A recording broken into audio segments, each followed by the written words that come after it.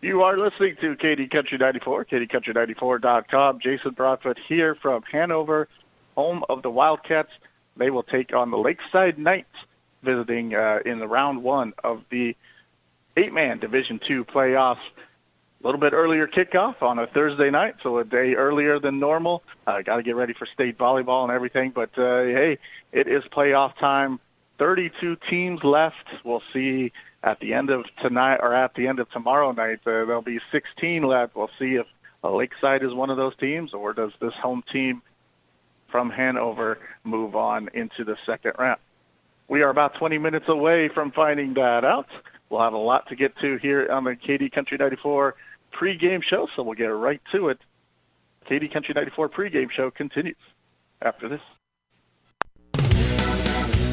Miller Welding on Highway 24, just west of Downs, can help with your aluminum, steel, and stainless welding projects, and they can help with some repairs on site.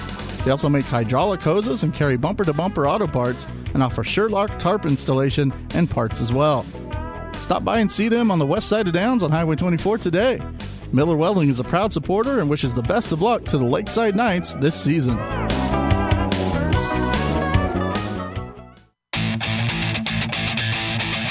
Remus Farms LLC in Cawker City is a proud supporter of the area athletes. They know the hard work that goes into creating team success, and they're proud of your efforts. Remus Farms Chemical and Fertilizer, your wholesale fertilizer supplier in Kansas, and Remus Farms Trucking. Remus Farms LLC in Cawker City, wishing good luck to all the area athletes this season.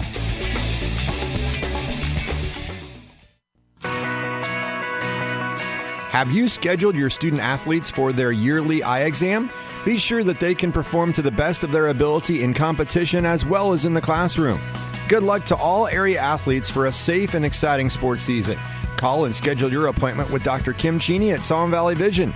They are here for you to assist with your vision needs with offices in Osborne and Stockton.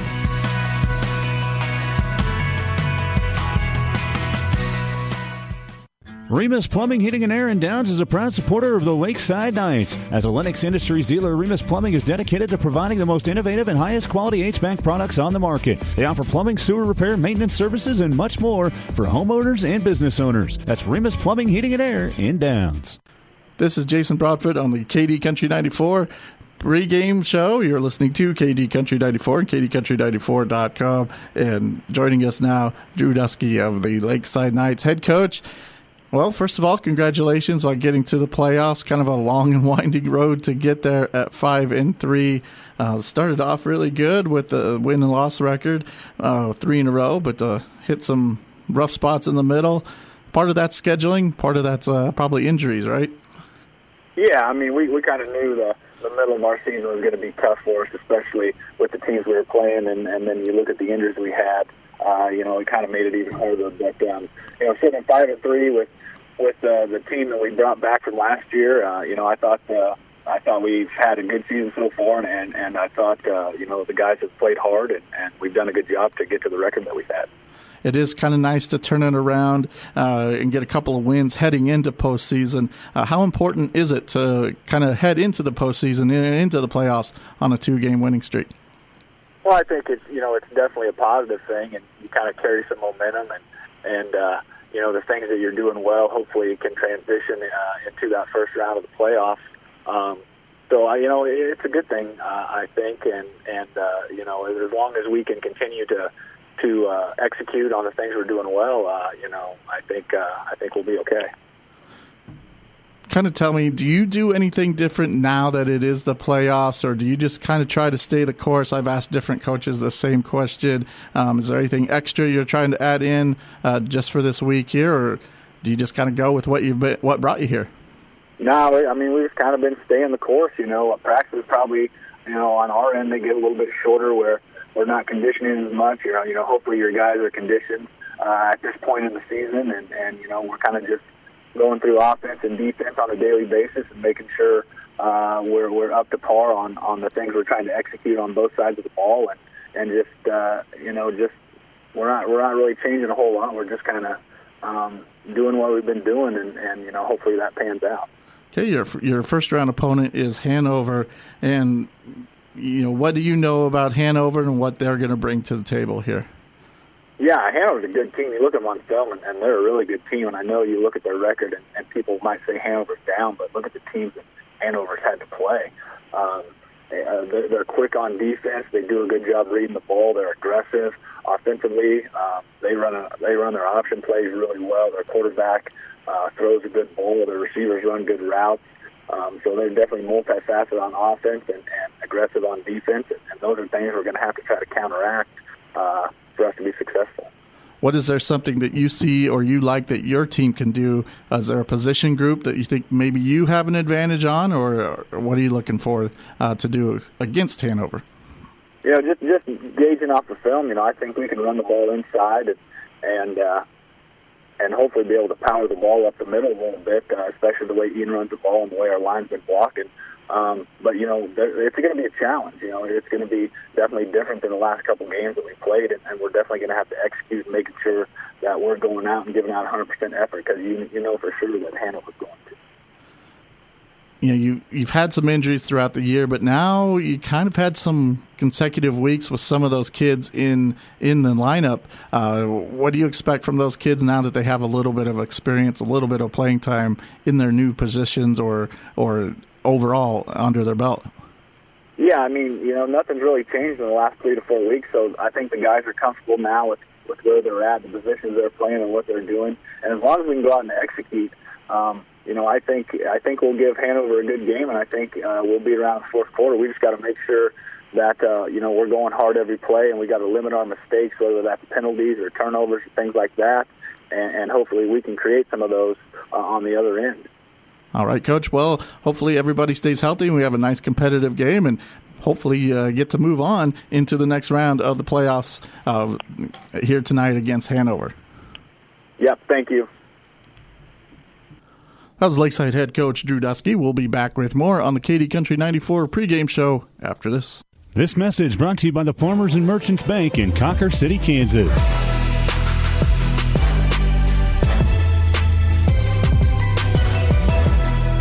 The Farmers and Merchants Bank in Cawker City wishes the best of luck to the area sports teams this season. And for all your banking needs, visit them today.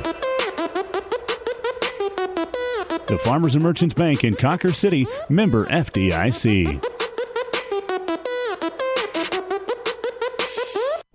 Just like the MPL League coaches place their best players in the right positions for success, so does the Brush Group. With their multifaceted marketing team of Brush Art of Downs, Don Levy Lithograph of Wichita, and Sun Graphics of Parsons.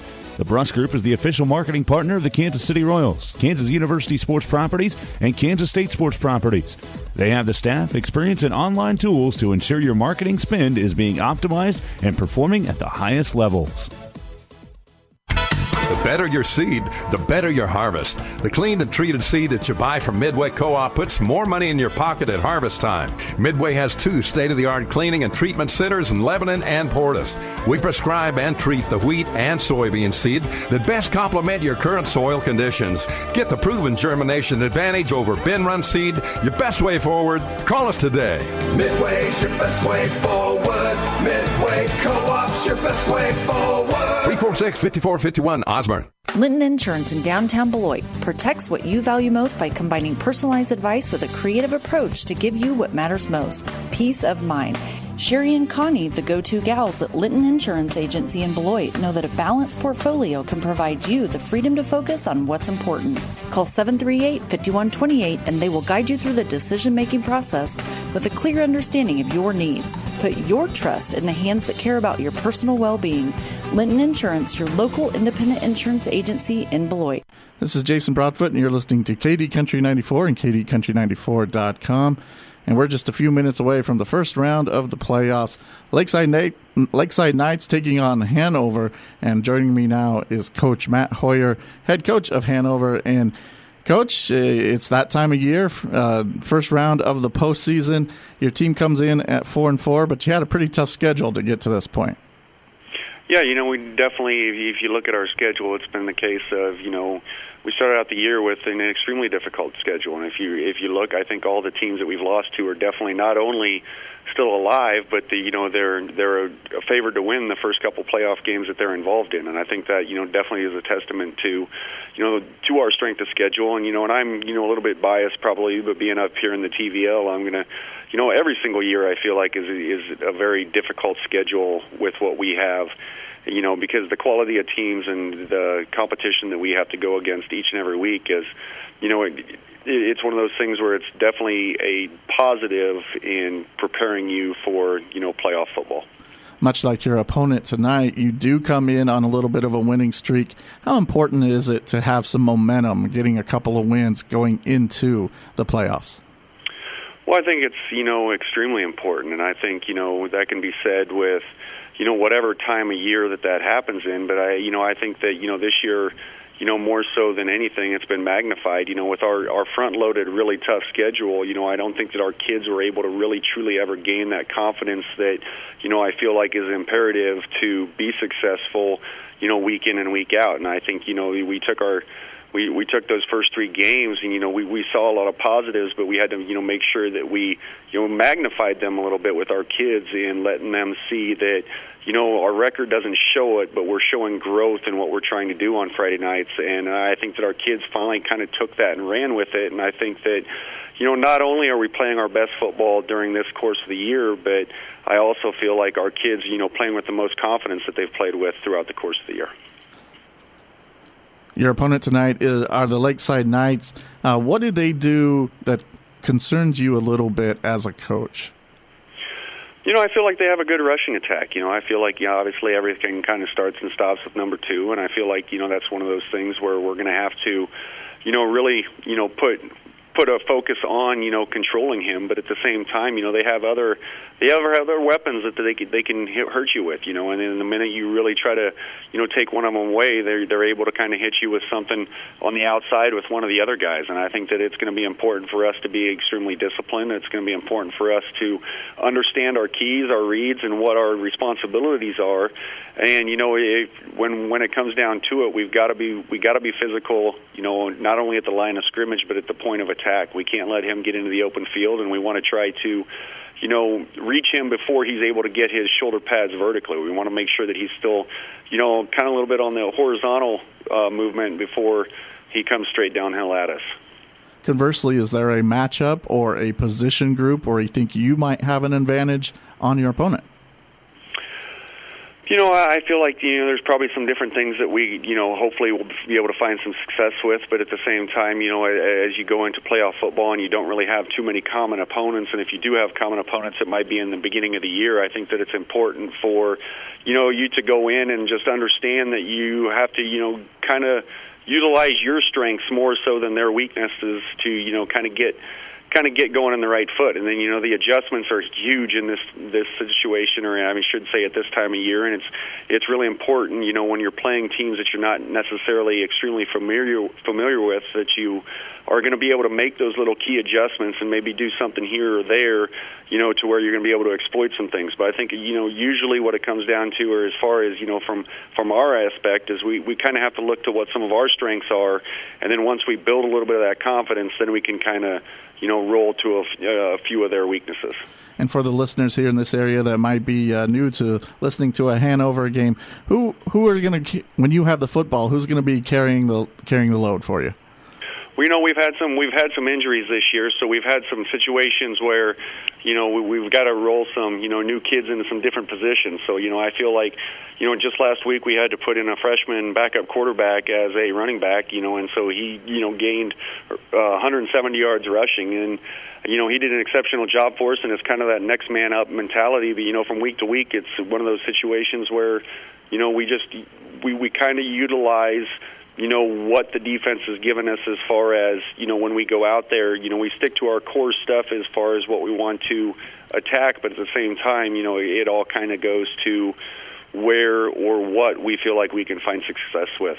And when you're on defense, who's flying around making those plays for you?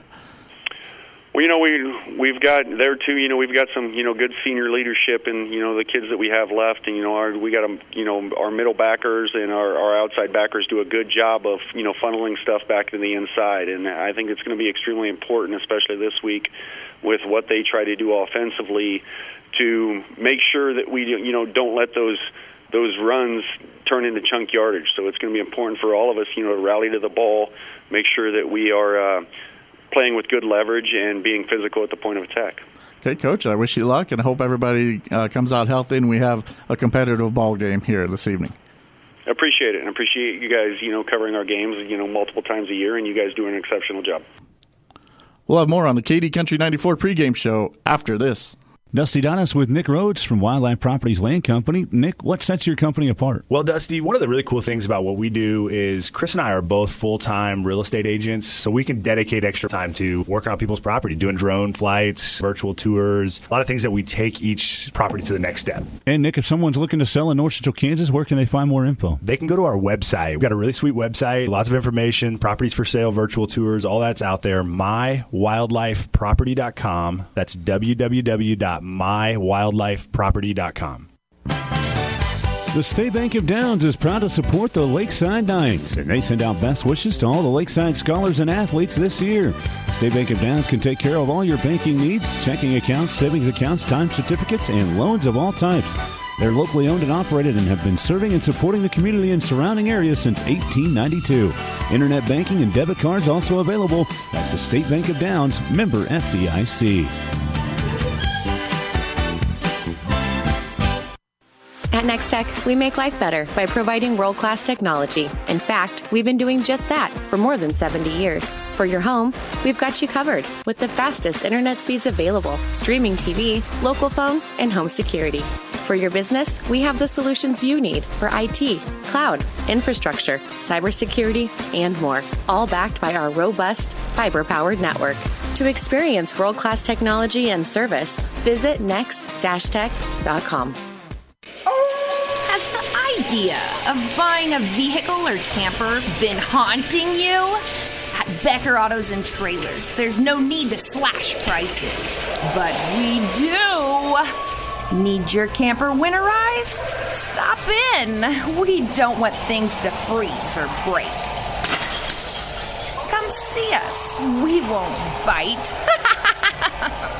Becker Autos and Trailers off Highway 24 in Beloit. Online at beckerautos.com.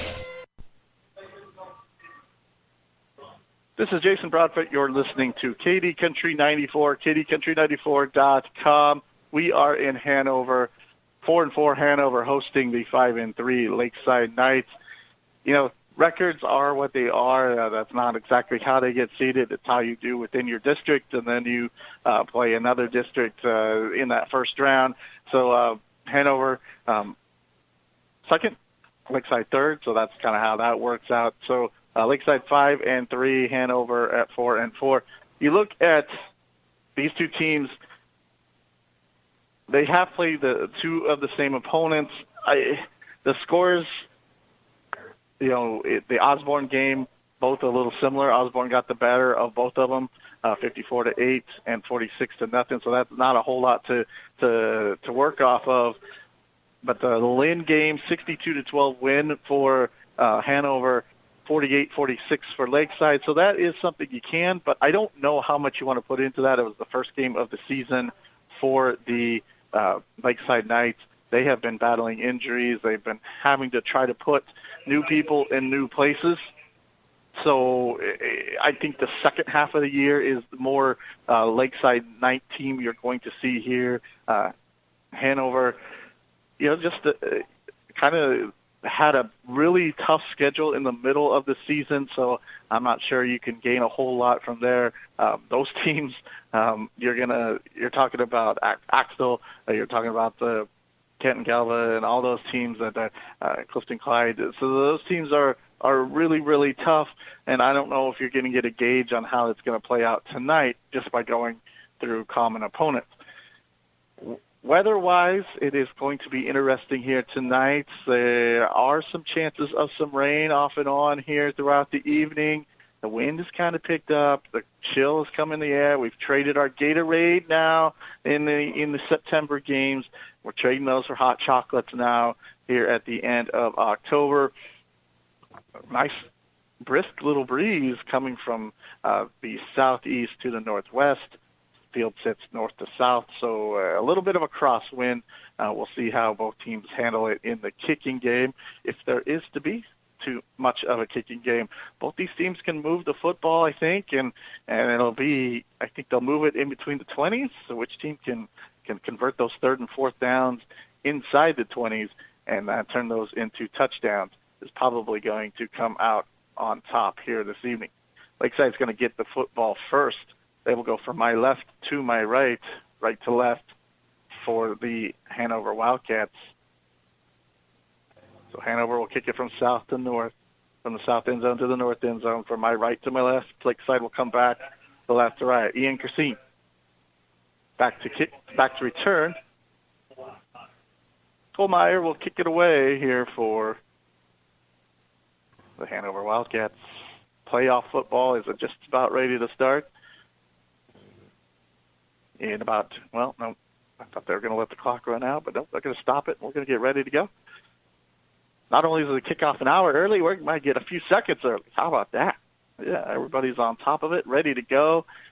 Referees are getting in position, and this one should be a pretty decent football game. I think both teams bring a lot of similarities to the table here, and we'll see how things go. A little squib kick that angles off to the side, but then it comes back into the field, and Lakeside's just going to have to fall on it. Taryn Winkle.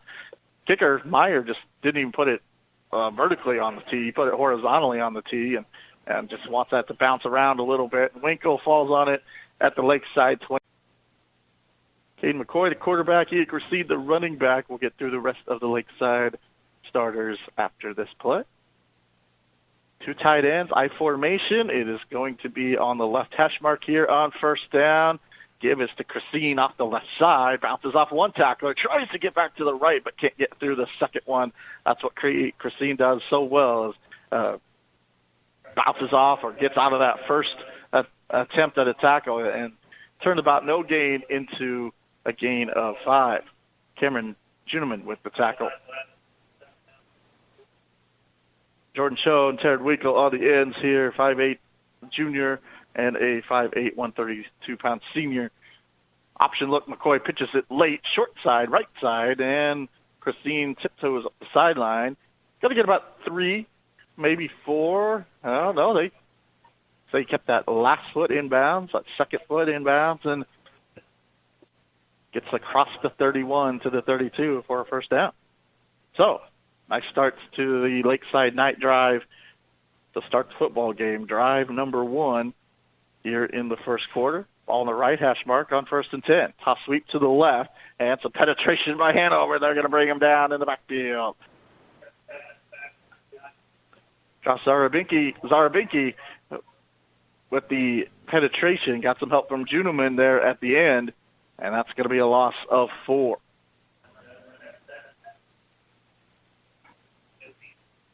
We talked about third and fourth downs being so important in this football game. Well, to help yourself out, you have to win on first and second, and that's a win for the Hanover defense. 2 receivers to the left, 1 to the right. Option look, McCoy's going to keep it, and not going to get much.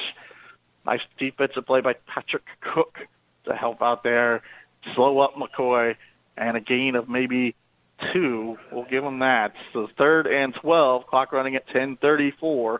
They'll have to go in quarter number 1. First possession of the football game.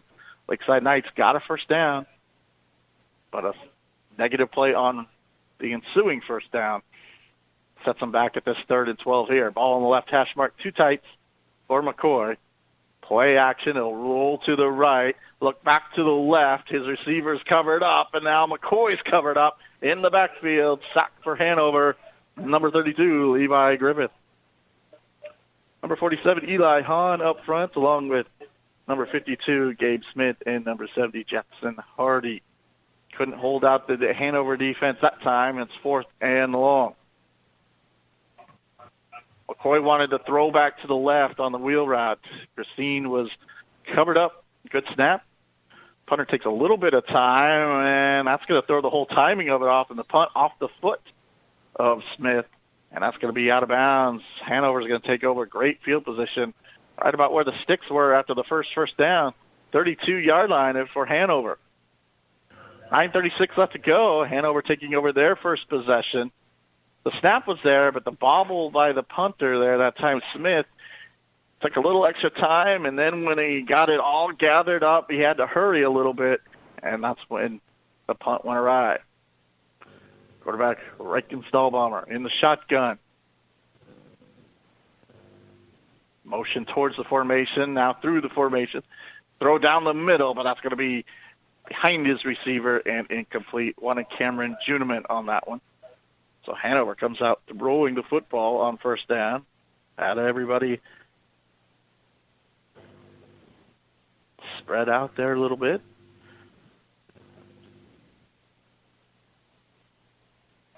So the short punt, about the 4-yard punt, gives Hanover good field position. 1st and 10 at their own, or at the Lakeside 32. Now 2nd and 10 after the complete pass. One back behind the quarterback in the shotgun, and option look to the right, pitched out to the right, and a nice cut towards the middle, but a great open field tackle made on the far side. Looked like Caden McCoy making the tackle. Gain of about 3 for Braylon Mine.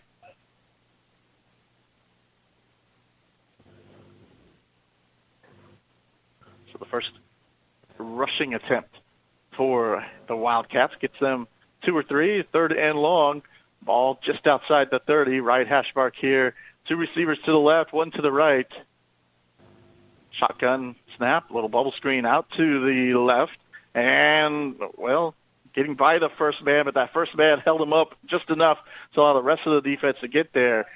Nice second effort, however, gets Chase Bruna to the 25 and cuts this 3rd down in half. So 4th and about 3.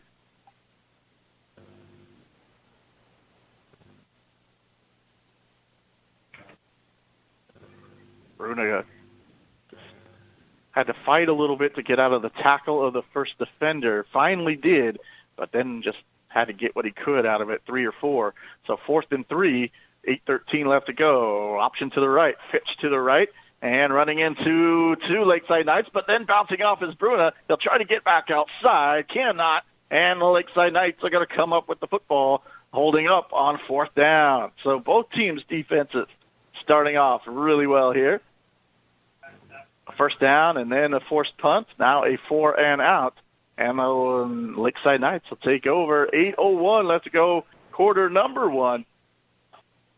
Both teams have had it. Neither team has scored, and we're tied up at 0. Mine just about broke free, but here's shotgun for McCoy. Knights spread it out a little bit. Christine gets it left side. Going to find some positive yards across the 30 to the 32.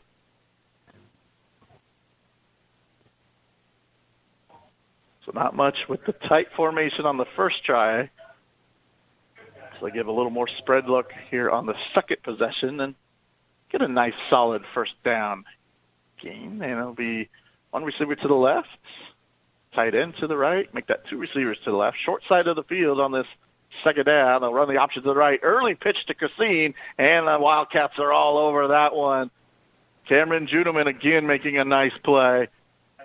Forced the pitch early, then was able to kind of cut the angle on Christine and not allow him to cut it back, and that allowed the rest of the Wildcats to get outside.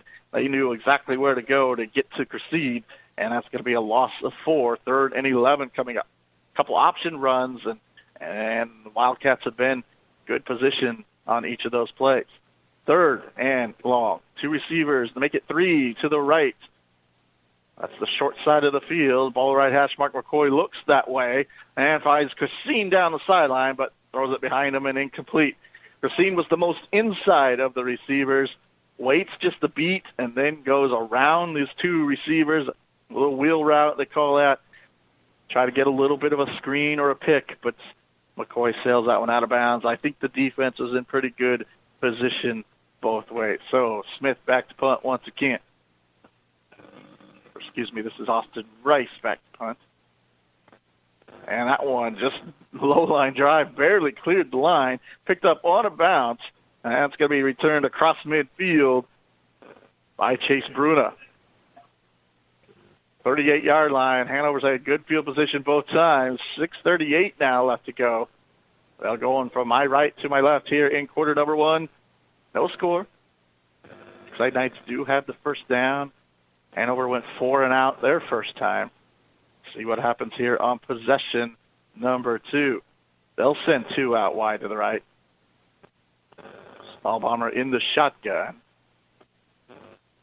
Low snap, but he corrals it, throws it over the middle. There's a wide open receiver at the 30. Angling to the right now across the 15. Brought down at about the 12. Gain of 27. Zarbanicki.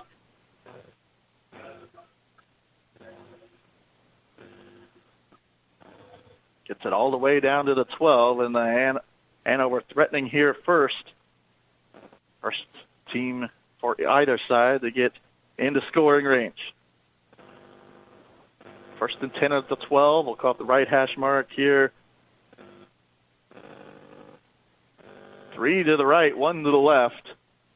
Quarterback all alone. Now motion across the formation. They'll throw it to Bruna. The motion man behind, well, it was behind the line, but the pass was forward. The quarterback drifted back a little bit. Kind of see the Chiefs run that every once in a while, or a variation of that with McCole Hardman or even Tyreek Hill in the past, but that one incomplete. Second down and 12, or second down and 10 from the 12. 6:07 left to go, quarter number one. I have a tight end to the right, one receiver to either side, one back beside the quarterback. And now delayed quarterback draw, and the quarterback's going to get in for the touchdown. I don't think it was a designed quarterback draw, but Stahlbomber looked to his right, didn't like what he saw there, so he tucked it, runs in from 12 yards out. 6:01 left to go, quarter number one.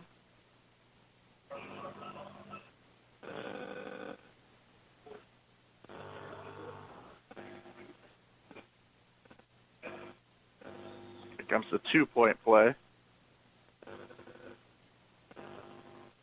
This one under center, 2 tight ends and a wing back to the right. Roll to the right, throw back to the left, and that's in between 2 receivers.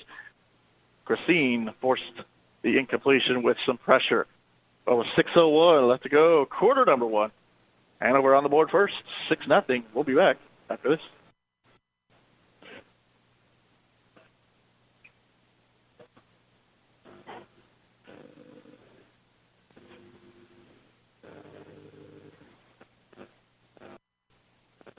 Whether it be collections, agriculture and business planning, litigation, criminal law, estate planning and trust, probate, or real estate, let the law office of Scott D. Wright, LLC and Mitchell County Abstract and Title assist you. They offer title and escrow services, including 1031 exchanges, real estate closings, and contract and deed preparation for North Central Kansas. The law office of Scott D. Wright, LLC is a general practice firm at 108 East Main Street in Beloit. Call 738-2363 or visit online scottwrightlaw.com. The choice of a lawyer is an important decision and should not be based solely upon advertising. Have you been saving your pocket change? You might be surprised at just how much has accumulated.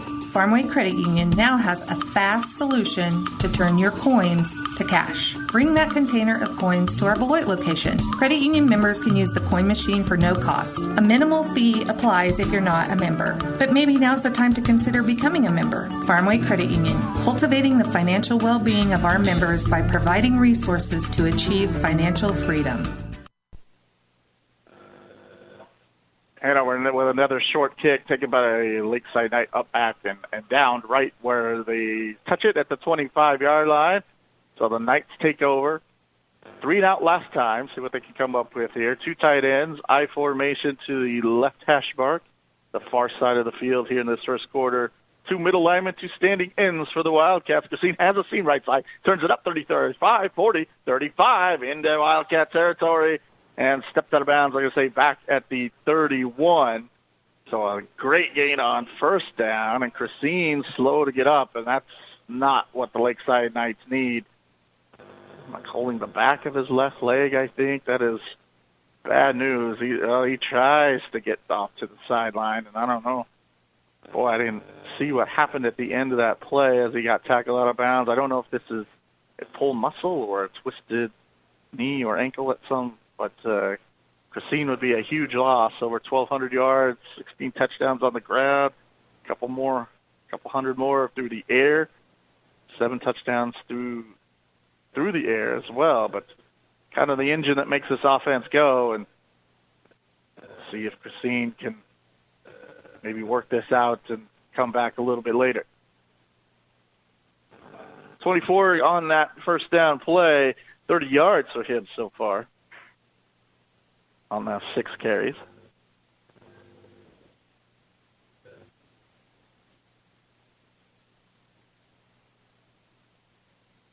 So we'll see what the Knights can do. This isn't anything new. They've been mixing and matching people in different places all through the season, and they got to do it one more time in the first round of the playoffs. It's like first down play, they'll give it to the fullback. That's going to be Gabe Smith. Not much there for him. Hanover ready for that one in the middle of the line. Patrick Cook making a nice play. Second down, ball right in the middle of the field, right at the 30. Clock running at 5:30, left to go, quarter number 1, 6-0, Hanover lead. Knights trying to answer. 2 receivers to the right, to the left. McCoy all alone. Going to roll to his right, stops, and then he's hit from the backside. Big sack. Zarvignicki with the play. Second sack of the game of McCoy, and this one hits him back at the 32. Wasn't a deep drop, so that's the only bright spot there for the Knights on that play. 3rd and 12 coming up. Probably, if this is a pretty neutral or positive play, you're probably going to go for it. 2 receivers to the right, 1 to the left. And a quick pitch on the option to the left side, and the Knights just have to fall on it. Landon Bates runs it down, touches it down.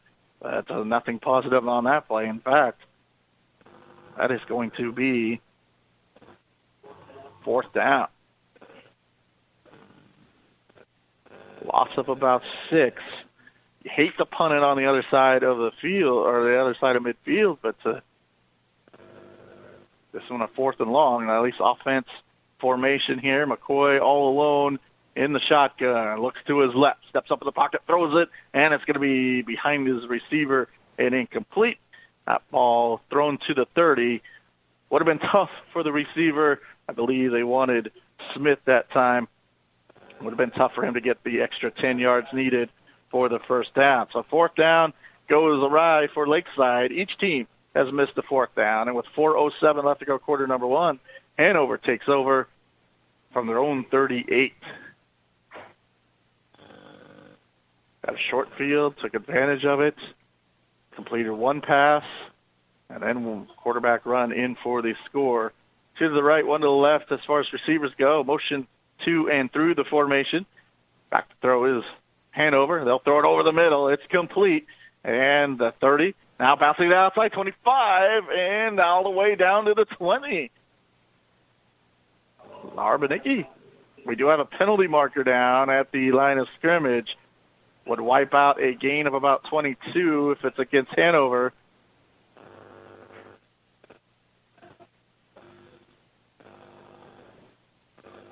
Holding against the offense, so wipe that play away. Good news for the Knights. Bad news for the Knights as they lost Ian Christine on that last possession. It looked like as the play ended, Christine tried to get up and was holding the back of his leg. I don't know if that meant the knee was hurting or up a little bit higher with the hamstring. Either way, on a chilly night, not exactly an ideal situation for the Lakeside Knights. Ball moved back to the 29-yard line for the Hanover Wildcats. It'll be 1st and about 20. They'll send 2 receivers to the right, 1 to the left. Stahlbomber in the shotgun, toss to the left on the option play, and here's mine into Lakeside Knight territory. Brought down at the 30. That's going to be enough for a first down. 22 yards on 1st and 20. So the Knights have been unable to get the option game going. Hanover, he runs it to perfection that time. That end came crashing in. It was a pretty quick decision, but the right one by Stahlbomber all the way down to the 30-yard line for Braylon Mine. Mine stands behind his quarterback here on first down, who's in the shotgun. One receiver to each side. 3 linemen for the Knights. Deep drop. Now step up in the pocket, throw over the middle, and that's going to be incomplete. Good job that time by Landon Bates. He came in and kind of spooked the receiver just a bit. Might have even spooked the quarterback moving in, and a little extra pump fake on that, and threw it late and incomplete. So Hanover not afraid to put the ball in the air here on first down. I think that's the 3rd time. At this level of football, I've said it once. I've said it 1,000 times. Not that you guys, I'm new here, so I've said it other places. It's easier to throw it when you want to than when you have to. Here's Hanover on 2nd down 10. Deep draw up and then completion right at the first down sticks.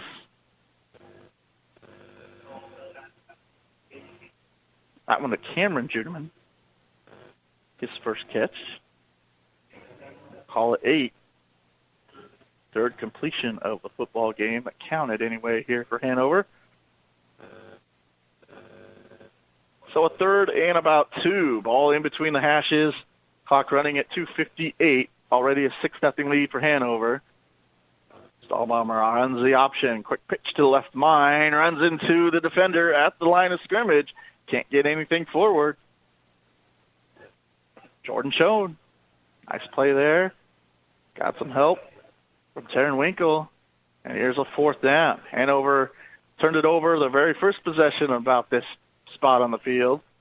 See what they can come up with on 4th and 2. They need the 20 for a first down. Stahlbomber rolls to his right. He's going to try to get the corner. He will, but coming up and making a great open field play on 4th down are the Lakeside Knights. That is Caden McCoy. So McCoy, the quarterback, hits his counterpart on the other side. It looked like Stahlbomber had some room over there, but at the end, McCoy came flying in, put a good clean tackle on his quarterback counterpart there, and knocked him for no gain. So that's the 2nd time Hanover has turned it over on downs. 2:17, let's go quarter number 1. Lakeside with the football, trailing by 6, however. See if they can get some offense going. McCoy under center. And a lot of movements.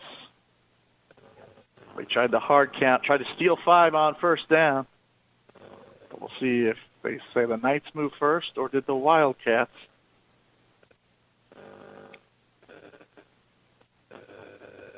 I'm going to say the defense moved first. So 5 yards for the offense. 2nd penalty against Hanover. Had a holding penalty on offense earlier.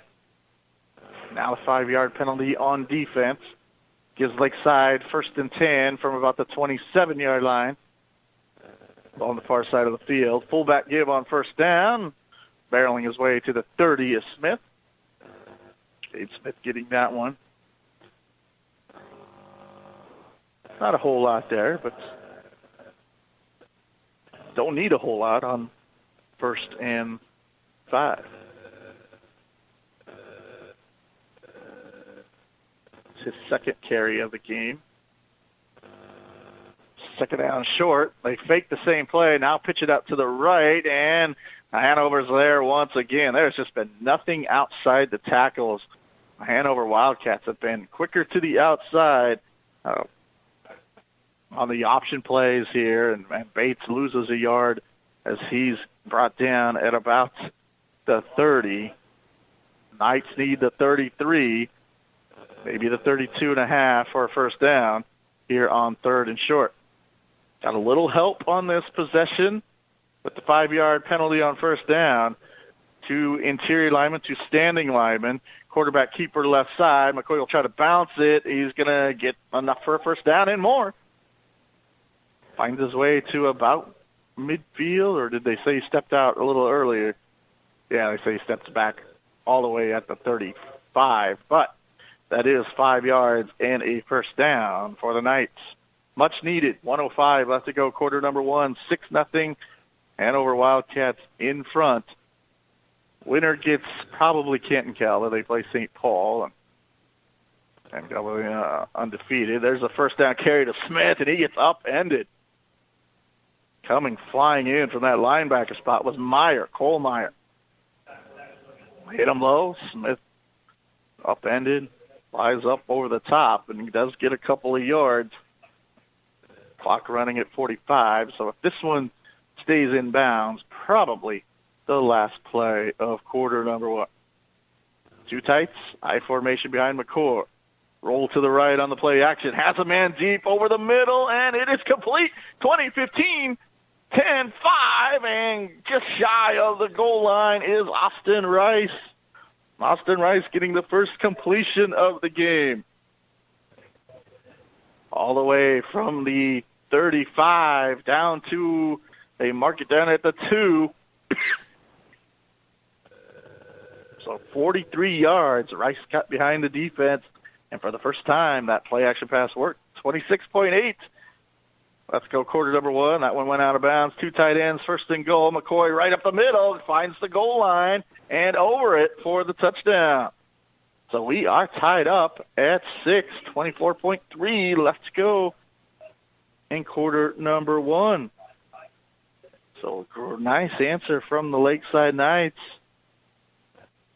McCoy hits Austin Rice with a deep post pattern. That pattern then took him to the outside after the catch. Got tackled at the 2, but now here's a 2-point conversion for the Knights to take the lead. 2 receivers to the left. Bates behind McCoy in the shotgun. Takes the snap, fakes it, now throws it out to the right, tipped at the line of scrimmage, and it falls incomplete. So we'll stay tied at 6. 34 seconds left to go. Knights get the answer offensively, and we'll be back on KD Country 94. Does your vehicle have a leak, squeak, or rattle? Is there an annoying warning light shining at you from the dash? I'm Elijah at Keever Brothers Automotive in Beloit. If you have an automotive issue, don't just live with it because you're afraid of what it might cost to get it fixed. We offer a 15-minute no-wrench inspection for free, so you can get a professional opinion about your problem without spending a dime. Call or stop by today. We're happy to take a look at almost anything for free. That's Keever Brothers Automotive just south of the courthouse in Beloit and online at KeeverBrothers.com. Call Cunningham Telephone and Cable today and switch to TV Now and get your first month free. Never miss your favorite shows. Have the luxury of watching what you want, when you want, on your TV, mobile device, or tablet. Find out what customers love about TV Now. Call your local Cunningham Telephone and Cable office in Beloit, Belleville, Concordia, or Glen Elder for details. CunninghamTelephoneandCable.com. Connect with us.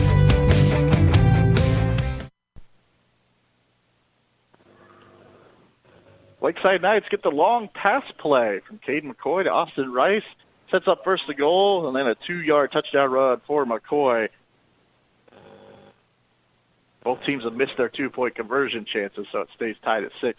Little end-over-end kick. Ground ball picked up by Hanover. Broken tackle here, broken tackle there. Now bouncing it out to the outside, 40, 35. Can he get a block? He gets one. And now down the sideline, and that's going to be in for a Hanover touchdown.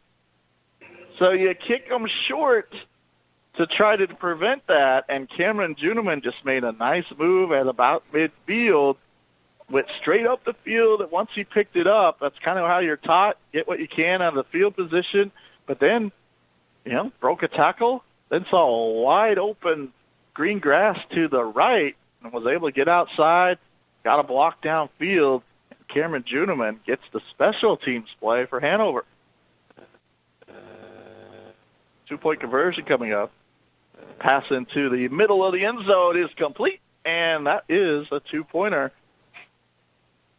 Zarbanicki with the 2-pointer So I have to cross out my line for the end of the first quarter. I might leave it, who knows? Lakeside might get a kickoff return when we come back on KD Country 94. AGCO in Beloit and Cawker City is growing. Come join our winning team and build top-of-the-line products including Fendt and Massey Ferguson planters and sunflower tillage and drills. Multiple full-time positions available for first shift, including fabrication, weld, assembly, and material handling. No weekends required. AGCO offers a $2,500 sign-on bonus for welders and a $1,000 sign-on bonus for all other employees. We provide excellent wages, paid time off, 401k with company match, and more. New hires qualify for pay advances during the first 30, 60, 90 days. Looking for a new start with a great company? Apply at careers.agcocorp.com. The Guaranty State Bank and Trust Company understands in today's rapidly changing environment with inputs above normal, your machinery and equipment still need to be updated. We can help you remove some uncertainty by locking in attractive fixed rates. Please contact us as we have a special rate offering on new and used purchases of machinery and equipment for your financing option. Serving your needs for 100 years and more to come. The Guaranty State Bank and Trust Company, member FDIC. Approval and underwriting will apply. This time, Hanover's going to kick it all the way to and through the end zone for the touchback. But I was just about ready to say a fast-moving first quarter, but the last minute of the first quarter has had a lot of action. Big play, a 43-yarder from McCoy to Austin Rice, set up a touchdown for Lakeside. It tied the game at 6. Then the ensuing kickoff, 52 yards by Cameron Juneman. 2-point conversion good, 14-6. So 10.8 left to go in quarter number 1. Lakeside Knights take over at the 15. McCoy back to throw. Has to get rid of it quickly. It is complete right at the line of scrimmage. And swarmed under there is Smith. So he does get the completion, but for no yardage. McCoy had no time to throw. 3 linemen got in, but there were still 3 Wildcats there to defend that pass, so well done there. After one quarter play, Hanover 14, Lakeside 6. We'll be back after this. Agmark LLC knows that fall harvest is a crazy time for producers. Make your fall harvest a little easier with the Agmark app, available in the App Store or Google Play. With the Agmark app, you can view your grain contracts, open store balances, and it gives you instant access to your tickets at harvest time. You can also view grain bids for any Agmark location. Visit agmarkllc.com for an overview of the Agmark app or download it today. Agmark, your recognized leader in grain marketing solutions, 1-888-848-9979. We're gonna make it real easy. We're gonna make it. Beloit Auto and Truck Plaza wants you. We are currently accepting applications for a sales consultant, service advisor, and detail person. At Beloit Auto and Truck Plaza, we offer great benefits like paid vacation, sick leave, 401 matching, health insurance, and Aflac. Not to mention great atmosphere for you to grow and accomplish your goals. Stop by Beloit Auto and Truck Plaza and grab your application today, or check us out online at BeloitAutoTruck.com. You're listening to Kansas High School Football, the Kansas State Playoffs, round number 1, 8-man Division II. Hanover leads it 14-6 over Lakeside. Lakeside with the football, 2nd and 10 at their own 15. A little counter play to the left, a little counter trap that is to the fullback. And Hanover has bottled up that fullback run so far. Gabe Smith, nothing on that one. So it'll be 3rd and 10. We'll see what the Knights can do deep in their own territory. Punting game's been a little bit adventurous so far. Don't want to punt it here deep in their own territory. They've been able to overcome it a little bit. Trips to the right. McCoy in the shotgun by himself. Rolls to his right. Under pressure, gets it away late, and it's in and out of the hands of his intended receiver. And McCoy, we have a Lakeside Knight down. Looks to be a lineman. They've already lost Ian Christine, who is trying to work out his left leg on the far sideline. But this looks to be a injury to one of the Knight linemen. I cannot quite see a number just yet. We'll try to get that information to you when we can. But we're going to take a quick break here. Hanover 14, Lakeside 6, early second quarter. Miller Welding on Highway 24, just west of Downs, can help with your aluminum, steel, and stainless welding projects, and they can help with some repairs on site. They also make hydraulic hoses and carry bumper-to-bumper auto parts and offer Sherlock tarp installation and parts as well. Stop by and see them on the west side of Downs on Highway 24 today.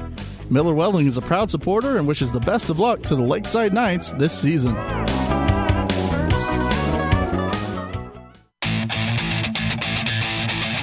Remus Farms LLC in Conquer City is a proud supporter of the area athletes. They know the hard work that goes into creating team success, and they're proud of your efforts. Remus Farms Chemical and Fertilizer, your wholesale fertilizer supplier in Kansas, and Remus Farms Trucking. Remus Farms LLC in Conquer City, wishing good luck to all the area athletes this season.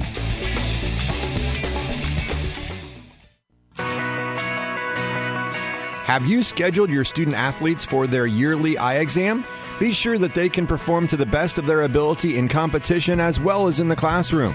Good luck to all area athletes for a safe and exciting sports season. Call and schedule your appointment with Dr. Kim Cheney at Solomon Valley Vision. They are here for you to assist with your vision needs with offices in Osborne and Stockton.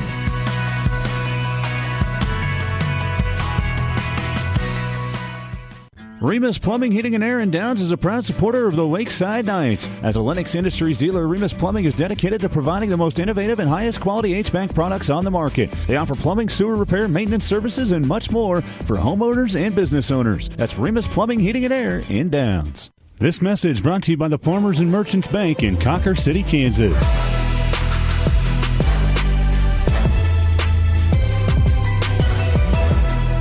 The Farmers and Merchants Bank in Conquer City wishes the best of luck to the area sports teams this season.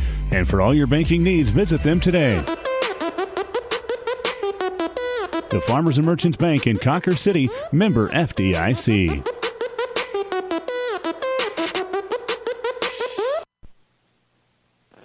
We're listening to the Kansas State playoffs on KD Country 94, KDCountry94.com. Jason Broadfoot here from Hanover. Hometown team up by 8, 14-6, early second quarter. Jackson Hardy getting some help off the field. Looks like some type of lower leg injury. So the second night that has went down, they've had to replace about 4 or 5 players throughout the season. Now the second one that's gone down here tonight, Ian Christine, their leading ball carrier, left with what looked to be maybe a hamstring injury there on the left side of his, or holding the backside of his leg anyway. Now Hardy with a lower leg injury. I don't know if they'll get either one of those back. It's hard to tell. But here's a fourth down as we come back into play. Low snap, penalty marker down. Rice tucks it and runs because of the low snap, and he's going to get the yardage. Oh, it's going to be close if he got the first down. The penalty marker came out quick, so that might be some type of illegal formation. And it is. So that came out awfully quick. That's usually some type of formation or movement in the offense. It does. I think they had Rice marked past the first down line, but the low snap bounced to him. He caught it. He fielded it pretty clean, but started to run out to his right, and then he saw some green grass, so he took off. But he's standing in his end zone for the second fourth down try. Low snap. He'll field it clean. Gets this one off under plenty of time. Low line drive, though, to the 35. This is going to allow a return, and Mine gets it inside the 30 down to the 22. Ball comes out late. Ball still loose. And it looks like the Wildcats will hand it to the officials, so Wildcats will take over a pretty good field position at the Lakeside Knight 21-yard line. 10:57 left to go, quarter number 2. Hanover already up 14-6. They've scored with the special teams touchdown. Kickoff return after the Lakeside Knight score in the first quarter. 2 receivers to the right, tight end to the left, 1 back with the quarterback of the shotgun. Deep drop on first down, pass over the middle, complete at the 15. Oh, keeping his arm on the ground and keeping his knees off it. Well, that time was Josh Jarbic, and And yes, they're going to say he got into the end zone. Barnicki caught that at the 10, got cut down, but he kept his arm on the ground, kept his knees off it, and was able to run the final 10 for the touchdown. So Zarbanicki scores it, his first touchdown. Second catch. We'll call that one 21. Now, Hanover looking for the 2-point conversion. They'll throw it in the back of the end zone, and all alone, Zarbanicki catches that one for the touchdown. So Hanover now up, or for the 2-point conversion, I should say, 22-6.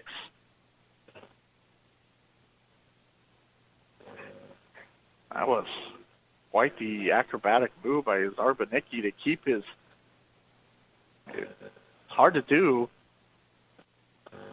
on those. He was hit right as he caught it, but his legs went out from underneath him, but his arm was able to keep him up, and his knees never hit the ground, and he scores it from 21 yards out. A little bit of breathing room now for Hanover.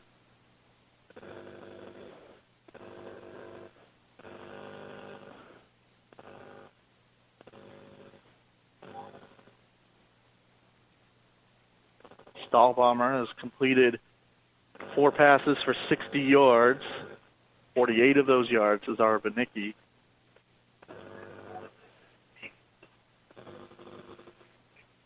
On that one's the second one being a touchdown.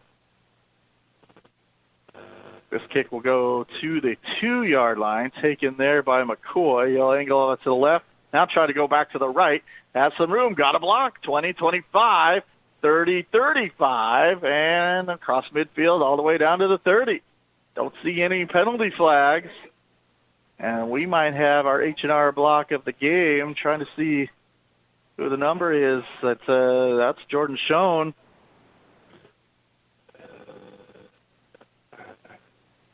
He broke McCoy free. McCoy, a little stutter step to the left, came back to the right. So the Knights get their own special teams play. Didn't quite get into the end zone, but it sets them up pretty good at the Hanover 28-yard line. 1st and 10 in the eye, and they'll give it to Smith. And once again, Cole Meyer upends Smith. That's the second time they've had that collision. This one for a gain of 2. Ball at the 25-yard line. Clock running 10-18. Left to go in the first half. You just joined us. The Lakeside Knights lost their leading ball carrier, Ian Christine, early in this one to a left leg injury. 2 middle linemen, 2 standing linemen on the front 4, and quarterback keeper. Right side ball comes out late, and it looks like the Wildcats have it. So fumble by the Knights, and the Wildcats come up with the recovery. Reichen Stahlbomber in the right place at time to come up with that one. McCoy had some room, a little delayed quarterback keeper to the right. However, he was stripped of the football, and at the 20-yard line, Wildcats come up with it. Ball at their own 20, 9:58 left to go first half. 22-6 in favor of the Wildcats.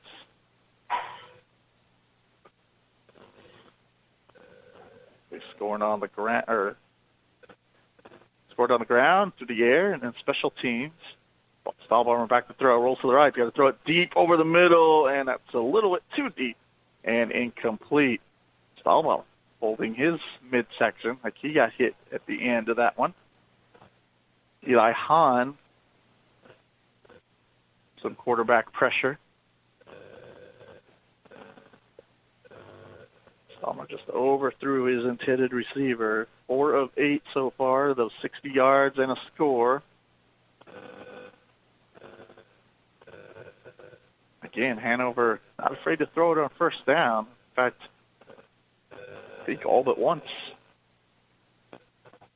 2 receivers, make it 3. They're going up 2 to the left, 1 to the right.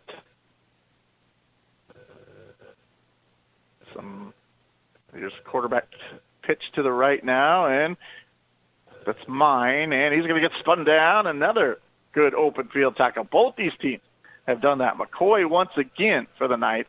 Mine's going to get about 3 yards. Some of these plays look like they're blocked up pretty good, and then all of a sudden the defender comes flying in and makes an open field tackle. You design these plays to try to get one-on-one situations, and so far that's worked, but more often than not, you give that to the defense, or to give that to the offense, especially in 8-man football with the wide open spaces, but these defensive players have come to play tonight for both sides. Low snap. Stahlbaum will pick it up. Looks over the middle, and that's going to be caught at the midfield and across down to the 36. Hard contested catch for 21 yards and a first down. That is Cameron Juneman. His second catch.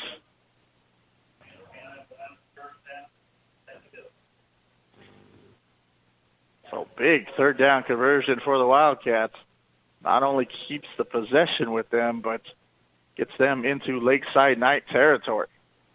They've been working the middle of the field, these deep ins, these deep slants, crossing patterns, but they're 15, 18 yards down the field, and that's where the open spots have been.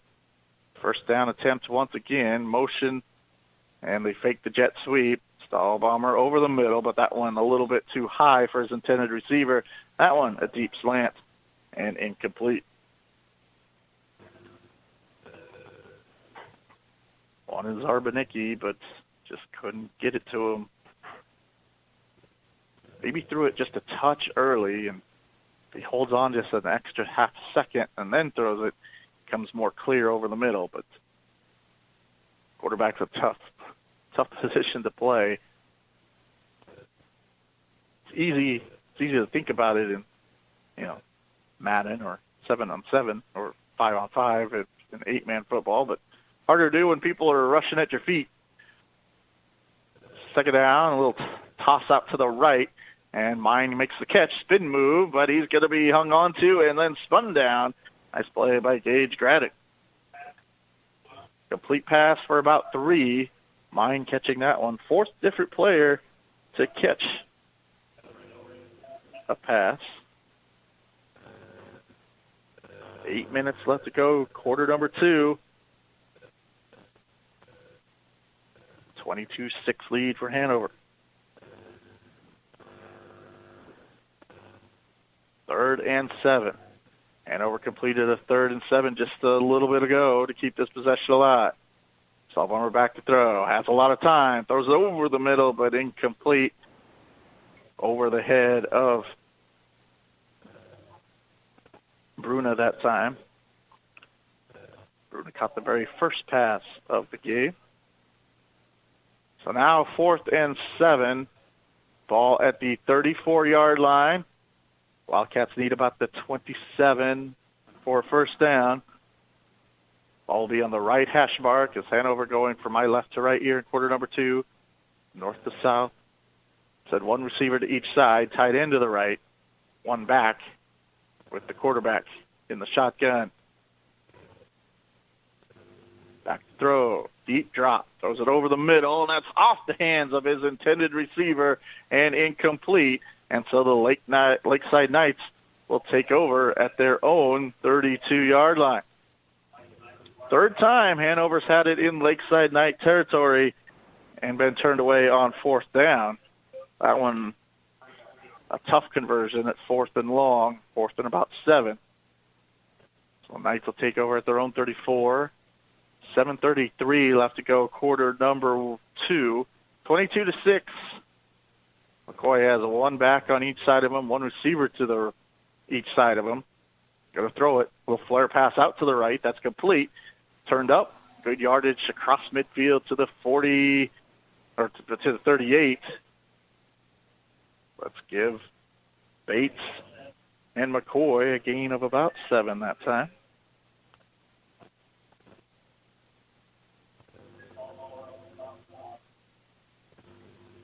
$50 yards passing for the Knights here in the first half. 2 tight ends, I formation, fullback give left side. Didn't get much, but didn't need much. Might be just shy of a first down, I believe. They're going to look at it, and they're going to measure. Either about 2.5. That's about what they got. So we'll see if it's enough.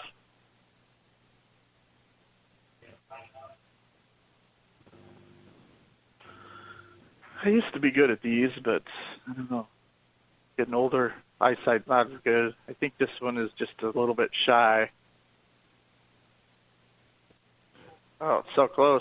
I like how they give you, like, we don't have the HD camera zooming in on the referees like the NFL and college games do. So they give you like the little finger thing. I can't see from up here. It's short. Third and inches. McCoy quickly to the line is going to get the first down. Heads up play by McCoy and the Knights to quickly snap that once they got up to the line. Wildcats not quite ready, and McCoy gets 2 at a first down. 35-yard line of the Wildcats. Big possession here. 6:34. Quarter number 2. 22-6 for Hanover.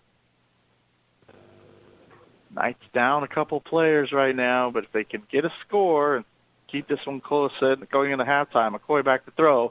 Going to throw it deep in a one-on-one situation, but that's going to be incomplete off the hands of Schoen. Wanted Jordan Schoen that time. Jordan was the left tight end. Came across deep post and then to the out. And now we have a injured Wildcat. That was the defender on the play. He sits about the 5-yard line. Don't have a number quite yet, but we'll take a break, and we'll be back after this. You're listening to KD Country 94 and the Kansas State playoffs. Just like the MPL League coaches place their best players in the right positions for success, so does the Brush Group. With their multifaceted marketing team of Brush Art of Downs, Don Levy Lithograph of Wichita, and Sun Graphics of Parsons.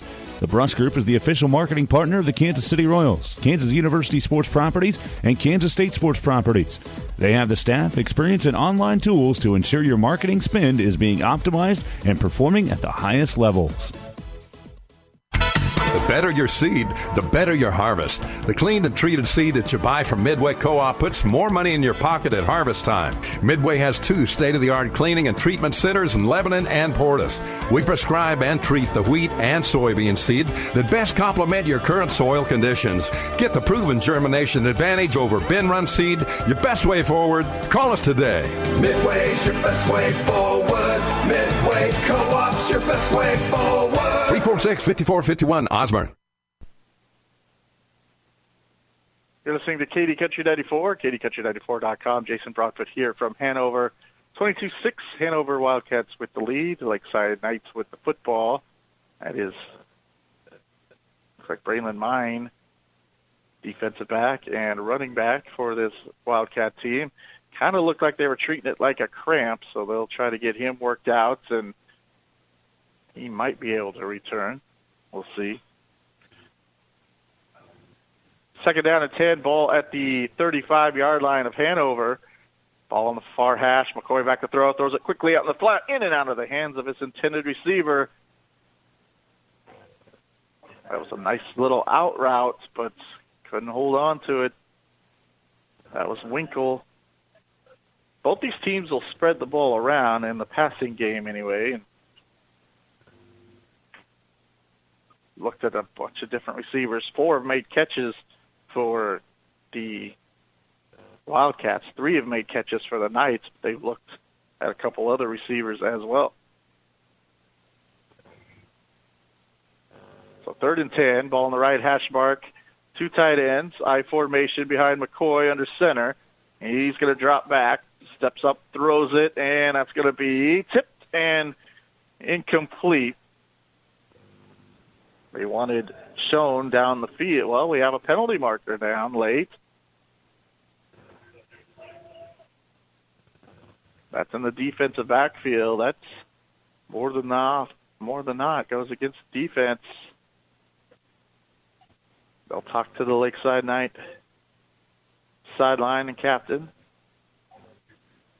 Pass interference against the defense, so that's going to be an automatic first down. They'll set it at the 20. Exactly what the Knights needed. 6:04 left to go, quarter number 2. One receiver to the left, 2 to the right. McCoy in the shotgun. Will run it to the right, keeps it, and he'll find the 15. Nope, they say he steps out of bounds at the 16. So a gain of 4, second down and 6.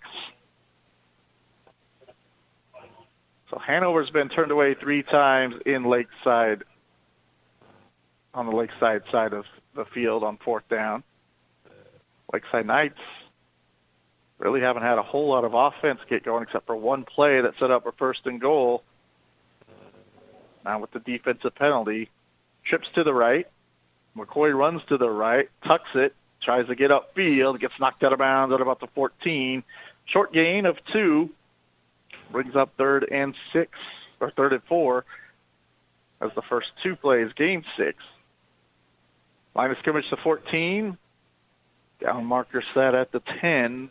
That's what Lakeside needs for a 1st down. 3rd and 4. 2 tight ends, I formation. Ball on the right hash mark. McCoy, plants a pass, rolls to the right, steps up to throws it in the corner of the end zone. That's going to be complete and a touchdown. Another one for the Knights. They put some points on the board. McCoy completes that to Schoen.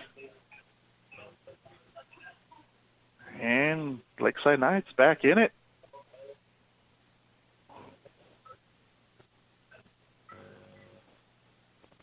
That one from 14 yards out. 22-12 momentarily. 2-point conversion is good. Just getting over the line that time with the Knights. We have a Hanover player down. That's Chase Bruna. But he'll get up and walk off under his own power. And with 5:48 left to play in the first half, score Hanover 22, Lakeside 14. We'll be back after this. Linton Insurance in downtown Beloit protects what you value most by combining personalized advice with a creative approach to give you what matters most, peace of mind. Sherry and Connie, the go-to gals at Linton Insurance Agency in Beloit, know that a balanced portfolio can provide you the freedom to focus on what's important. Call 738-5128 and they will guide you through the decision-making process with a clear understanding of your needs. Put your trust in the hands that care about your personal well-being. Linton Insurance, your local independent insurance agency in Beloit. 22-14, Hanover Wildcats up over the Lakeside Knights. Lakeside Knights fighting hard, a little short-handed. Lost Ian Christine early on in this one. Jackson Hardy is left because of injury. But the Wildcats are down a couple on that possession anyway. Braylon Mine wasn't in there on the last couple plays of that possession. Chase Bruno was slow to get up on the 2-point conversion. But he's back there for the return on the kickoff. He'll angle to the right, takes it at the 20, cuts back to the left, and gets good yardage out to midfield. Special teams are Hanover playing a big part so far. They'll get it right at midfield. And with 5:39 left to go in the second quarter, Hanover 22, Lakeside 14. Said that was a big possession for Lakeside. Now they've got to hold it up though with the defensive stop. Stahlbomber in the shotgun, ball in between the hash marks. 2 receivers to the left, 1 to the right. They've been throwing it often on first down. They look to do so here. A little bubble screen out to the left. That's complete, and that's Bruna. And got good blocking all the way down to the 30 and beyond, so that should be, I don't know, just shy of a first down. Bruna's second catch, give him 9. 13 pass attempts already for the Wildcats. Knights have thrown it 8. Two receivers to the left, one to the right. Bruna, the back. And Wildcats a little confused. They're down a couple of players, too, so they'll take the timeout trying to get themselves lined up. 4:57 left to go first half. Hanover 22, Lakeside 14. You're listening to Kansas State Playoffs on KD Country 94. Dusty Donis here with Chris Wagner from Wildlife Properties Land Company. Chris, what sets your company apart? At Wildlife Properties, we focus on country home, land, and residential properties. So we can customize a unique marketing plan for each property and client to get the most exposure for your property. And Chris, if someone's looking to sell in the Beloit or Mitchell County area, how can they reach you? Yeah, Dusty, they can call or text me at 534-7184. Or for more information, they can visit our website at mywildlifeproperty.com. Again, call Chris at 534-7184.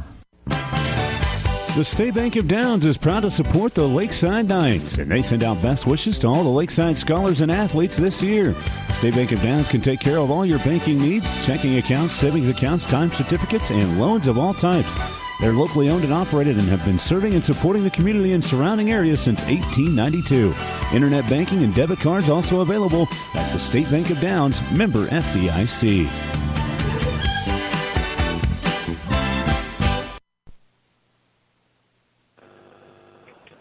Wildcats get lined up quickly, run a second down play. Quarterback takes it, Stahlbomber takes it all the way to the line, then pitches it late to Bruna, and Bruno's swarmed under by a bunch of Lakeside Knights. That was a loss of about 4. Not what you want on second and short. You'd like something quick hitting over the middle, but loss of 4 brings up 3rd and 5. Again, Wildcats seem to be a little confused in their formation. They'll get lined up. They'll get this one off here, or looks like it. And two receivers to the right. Stahlbomber to throw, as all day has a man at the 5, but that's going to be incomplete.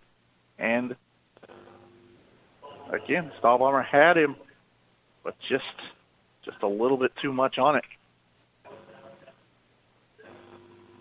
That looks to be Zarbanicki back there again.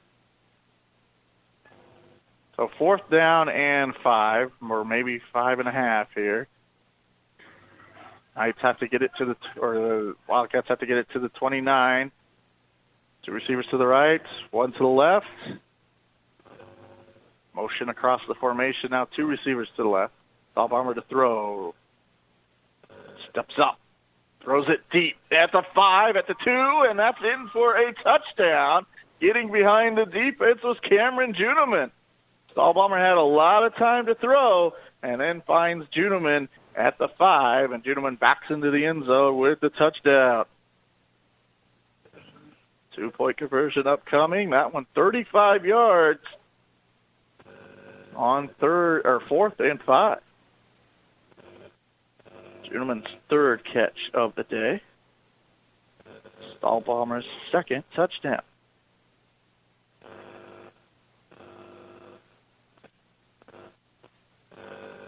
Two-point conversion, 3:46 left to go in the second quarter. Big answer by Hanover, 28-14.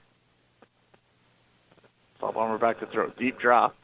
Steps up in the pocket, and it's going to be incomplete. And 2-point conversion, no good.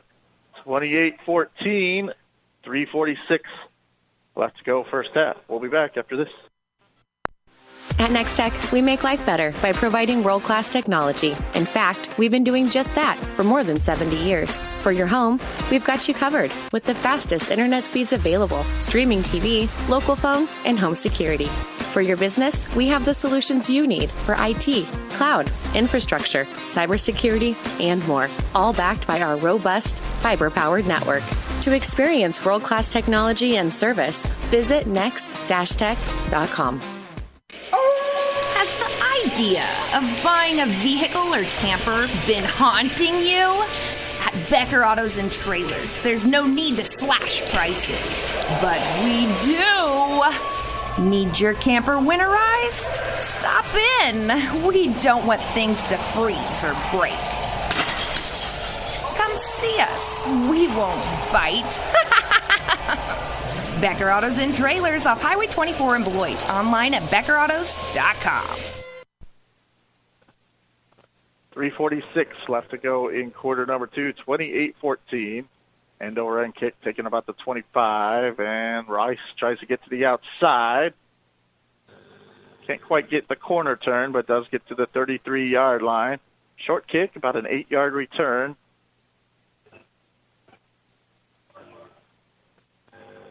Lakeside Knights will try to answer. 3:39 left to go in the first half. 28-14.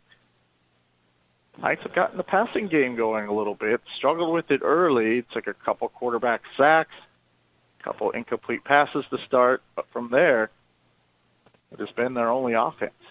McCoy runs it to the left on the quarterback keeper. Good yardage, 40 to the 38. Gain of 8. The ground game, that's the one thing you think the Knights have a constant with Ian Christine is that's been taken away. Christine left middle of first quarter with a left leg injury, and we haven't seen him since. 2 tight ends, I formation, 1 back on each side of McCoy, who's in the shotgun. Quarterback keeper to the right, but a lot of penetration in the backfield, and Cameron Juneman finally spins McCoy down in the backfield. Loss of about 3. McCoy, it's designed to take a little bit. It's a little bit of a delay, and you let your blockers get in front of you, and then you try to pick out a hole. But Cameron Juneman did a nice job of, not only not in letting him get outside, but then once he made the cut back inside, getting hold of him and spinning him down in the backfield. 3rd and 5, ball in between the hashes.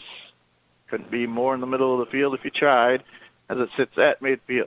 McCoy, straight drop back, looks to throw, steps up in the pocket, but they're not going to have time, and he's going to be snowed under. That one's Cameron Juneman. He's been in the backfield a couple of times here tonight. I believe that's his 2nd sack. Clock running at 2:04. Loss of about 3, so 4th and 7. Wildcats have used 1 timeout. So I think they're going to see what happens on this 4th down before they decide how to use those timeouts. Punt formation. Rice stands about his 25. Good snap. Rice will take his time. Good kick. That's going to be taking at the 12. This is Bruna. Cuts left. Now back to the right. Up the middle now. And gets to about the 25, 26-yard line. 14-yard return after a 37-yard punt. And the Wildcats, who have put the football up in the air already 15 times, have 1 minute, 30 seconds, and 2 timeouts to work with. They got to go 54 yards for a touchdown here.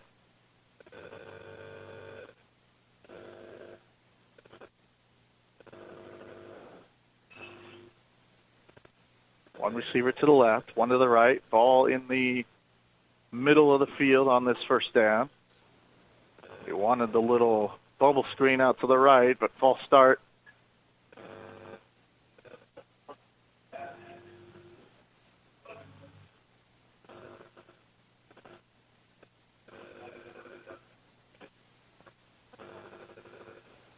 So false start moves it back to the 21.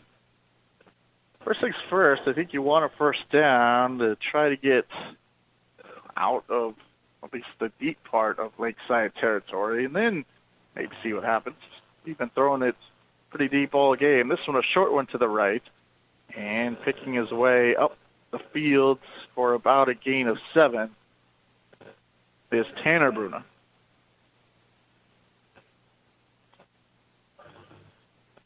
Now we have another injured Lakeside Knight. This is Austin Rice. This is just getting tough for the Knights to handle. Down about 4 to coming into the game. And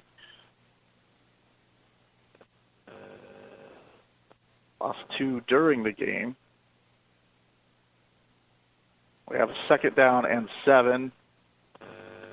Ball at the 28-yard line. That's the 5th receiver to catch a pass here in the first half for the Wildcats. They 10 to Austin Rice. We'll take a timeout. We'll be back after this. You're listening to KD Country 94. Whether it be collections, agriculture and business planning, litigation, criminal law, estate planning and trust, probate, or real estate, let the law office of Scott D. Wright, LLC and Mitchell County Abstract and Title assist you. They offer title and escrow services, including 1031 exchanges, real estate closings, and contract and deed preparation for North Central Kansas. The law office of Scott D. Wright, LLC is a general practice firm at 108 East Main Street in Beloit. Call 738-2363 or visit online scottwrightlaw.com. The choice of a lawyer is an important decision and should not be based solely upon advertising. Have you been saving your pocket change? You might be surprised at just how much has accumulated. Farmway Credit Union now has a fast solution to turn your coins to cash. Bring that container of coins to our Beloit location. Credit union members can use the coin machine for no cost. A minimal fee applies if you're not a member. But maybe now's the time to consider becoming a member. Farmway Credit Union, cultivating the financial well-being of our members by providing resources to achieve financial freedom. Does your vehicle have a leak, squeak, or rattle? Is there an annoying warning light shining at you from the dash? I'm Elijah at Keever Brothers Automotive in Beloit. If you have an automotive issue, don't just live with it because you're afraid of what it might cost to get it fixed. We offer a 15-minute no-wrench inspection for free, so you can get a professional opinion about your problem without spending a dime. Call or stop by today. We're happy to take a look at almost anything for free. That's Keever Brothers Automotive just south of the courthouse in Beloit and online at keeverbrothers.com. You're listening to KD Country 94. Jason Broadfoot's here with us. 1:10 left to go. Clock running now after the complete pass. Austin Rice struggling with that, what looks to be a right leg injury. Two receivers to the left. Ball bomber in the shotgun. Rolls to the left. Steps up. Throws it. Corner route, and that's going to be incomplete. They wanted Zarbanicki down the field. They couldn't quite get it to him.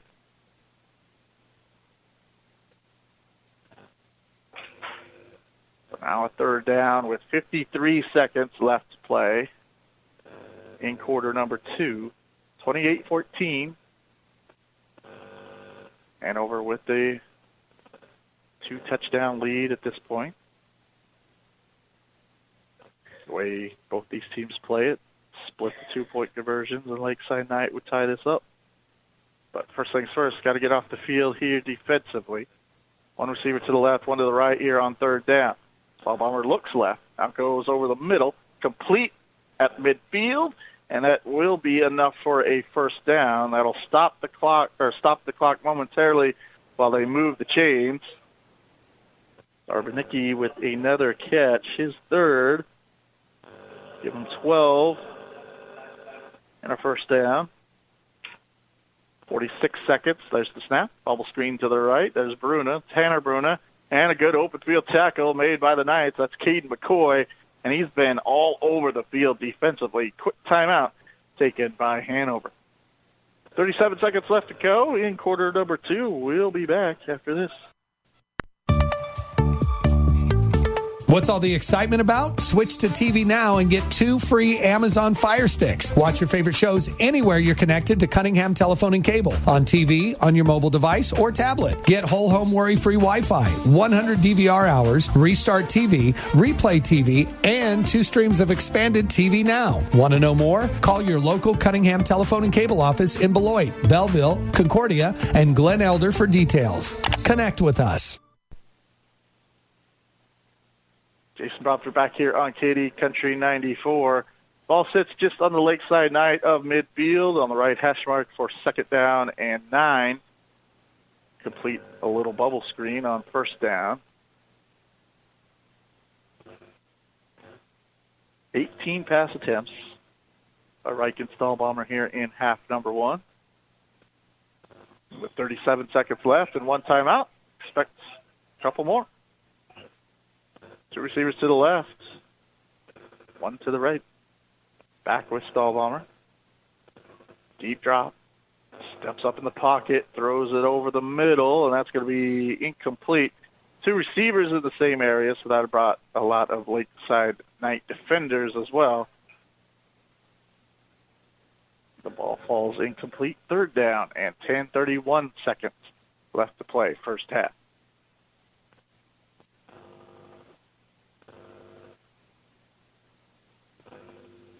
Got state volleyball tomorrow. Z96.3 The Lake. I'll have St. John's Tipton. Dusty will have Smith Center. And NCKS Sports will have, on the Beloit streaming channel, will have Beloit Lady Trojans.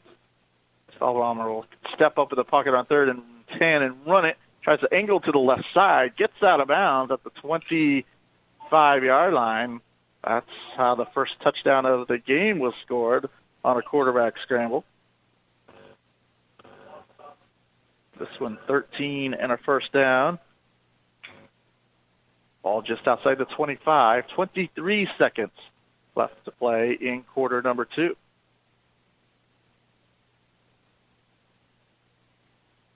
Probably 3 plays if you're going to throw it down the field. Maybe a 4th. Stahlbaumer to throw. Again, a deep drop. Throws it to the right side and over his intended receiver's head. I think Stahlbaumer would like to have that one back. Just puts a little touch on that one. And he has our Zarbanicki in the right flat with a lot of room to run if he's able to catch it cleanly and turn it up the field.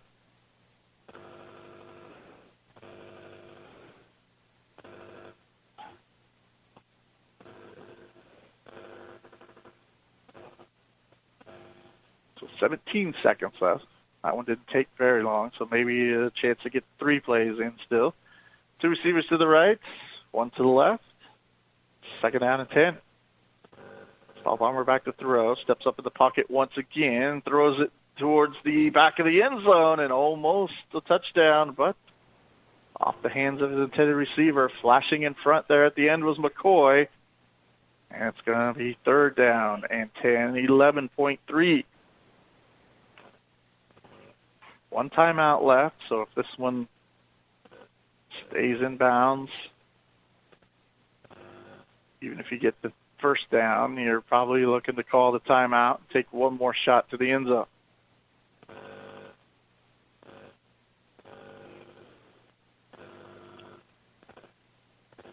Both these teams, I think, are going to use the halftime break, try to draw up some stuff to get some new players in new places. Little screen pass to the right. This is Bruna. Gets a block, gets a second block, but he's going to be brought down from behind at the 12. There's the timeout. Did get a first down, but that's not the most important thing at this point. Most important thing is the clock stops at 4.3, so probably 1 play, maybe a quick incompletion. Kent Galva probably awaiting the winner here. They are playing St. Paul.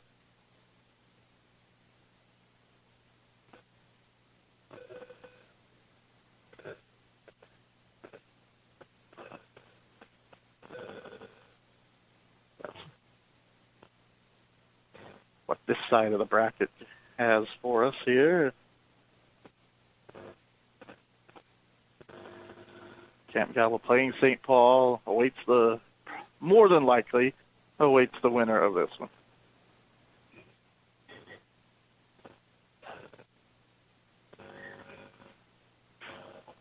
Maybe the last play of the first half coming up here. 28-14. Ball sits at the 13.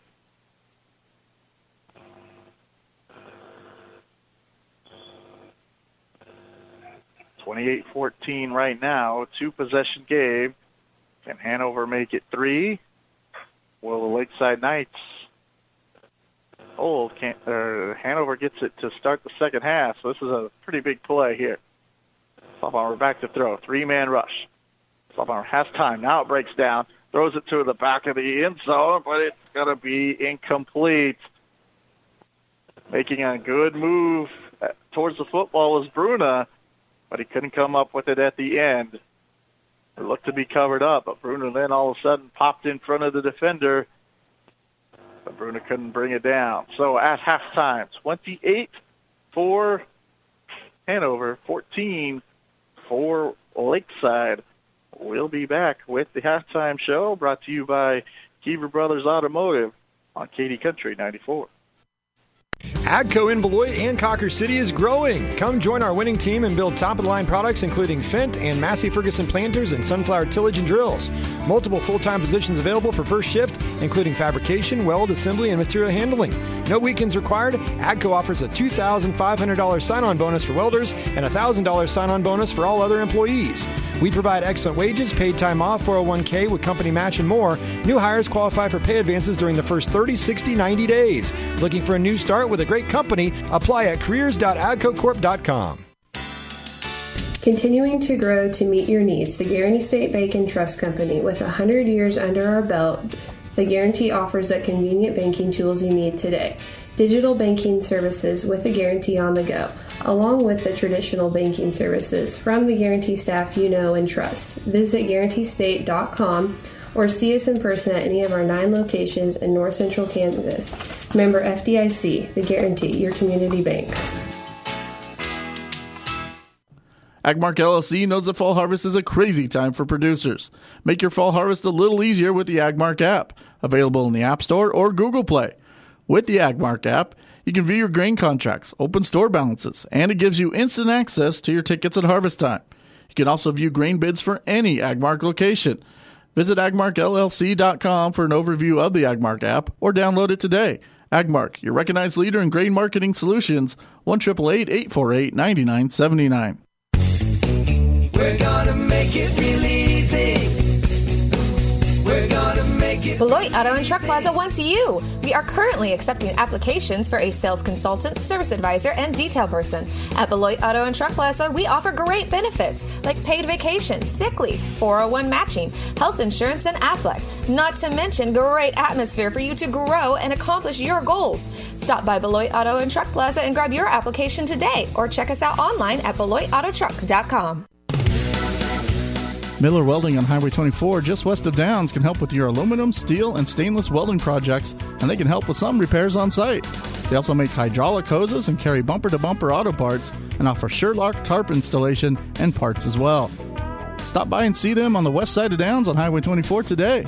Miller Welding is a proud supporter and wishes the best of luck to the Lakeside Knights this season.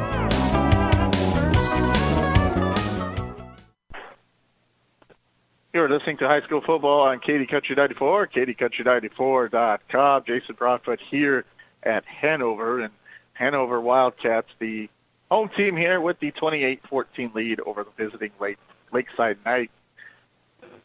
Kind of both teams putting the ball in the air. It changes the way, Lakeside kind of had to change the way they play a little bit.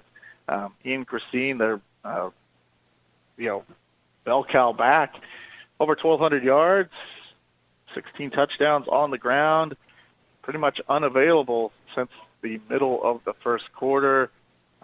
Broke a nice run for about 24 yards, but struggled to get up after the play and was holding the back of his leg and left leg and struggled to get off the field under his own power. He's been trying to kind of stretch it out and work it out over there on the far sideline, but just haven't seen him out on the field at any point since.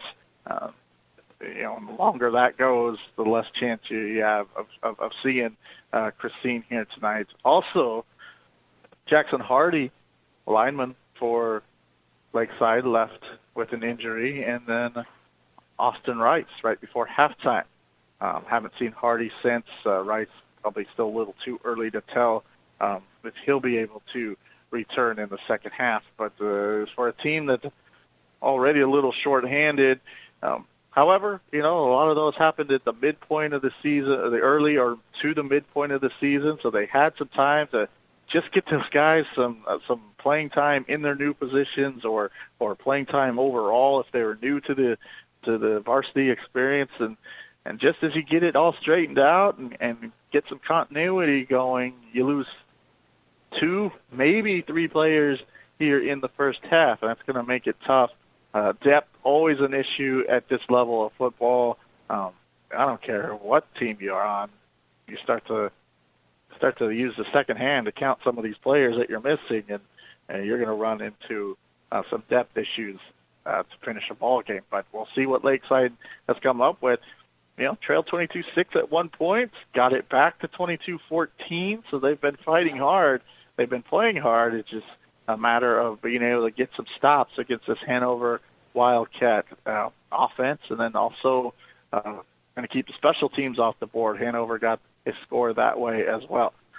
So that's kind of how things are going here in the first half. Welcome to the halftime show presented by Kiever Brothers Automotive in Beloit. Kiever Brothers is your home team for fast and friendly auto repair. Find them south of the courthouse in Beloit or on the web at KieverBrothers.com. Quick start for Hanover as they, took their second possession of the game in for a 6-0 lead. Then you kind of got the Christine injury for the Knights, and then after that, the offense kind of sputtered for a little bit, but McCoy hit Austin Rice with a 43-yard play. That was a post pattern over the middle, and it kind of gave the Knights confidence. They were able to punch it in just a little bit after that, but that pass from McCoy to Rice could be our connection of the game. Brought to you by Cunningham Telephone and Cable. Connect with us. That's a possibility for a connection of the game. McCoy's touchdown pass to Jordan Schoen, also a possibility there. H&R block of the game. We'll give that away at the end of the game as well. Sponsored by H&R Block in Beloit for your tax, bookkeeping, and payroll needs. Get the expertise you deserve. H&R Block in Beloit. Never settle for less. It didn't score anybody, but a nice block by Jordan Schoen on a kickoff return. Got McCoy loose on the right side, and he was able to get it all the way into the Hanover Wildcat territory, and then they would score it from there a little bit later on. That was their second touchdown, so that could be our block of the game, brought to you by H&R Block in Beloit. Also give an athlete of the game away. That could be, right now, Caden McCoy, some open field tackles, keeping Hanover from moving the ball down the field a couple of times. Could be Carson Juneman, big special teams play for him, a kickoff return. Could be starting quarterback Riken Stahlbaumer as well, or a host of receivers for Hanover. Who knows? We'll name that athlete of the game, brought to you by S&S Drug and Home Health in Beloit when it's all said and done. 28-14 at halftime here. Hanover with the lead. Lakeside will try to make the comeback in half number 2. We'll have some first half stats and the scoring summary for you when we return on KD Country 94. Remus Farms LLC in Conquer City is a proud supporter of the area athletes. They know the hard work that goes into creating team success, and they're proud of your efforts. Remus Farms Chemical and Fertilizer, your wholesale fertilizer supplier in Kansas, and Remus Farms Trucking. Remus Farms LLC in Conquer City, wishing good luck to all the area athletes this season.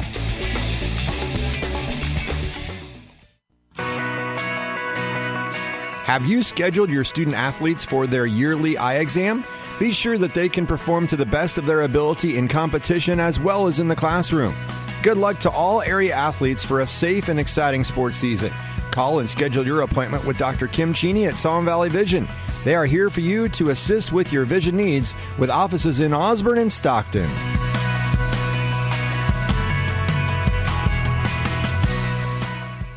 Remus Plumbing, Heating, and Air in Downs is a proud supporter of the Lakeside Knights. As a Lennox Industries dealer, Remus Plumbing is dedicated to providing the most innovative and highest quality HVAC products on the market. They offer plumbing, sewer repair, maintenance services, and much more for homeowners and business owners. That's Remus Plumbing, Heating, and Air in Downs. This message brought to you by the Farmers and Merchants Bank in Conquer City, Kansas.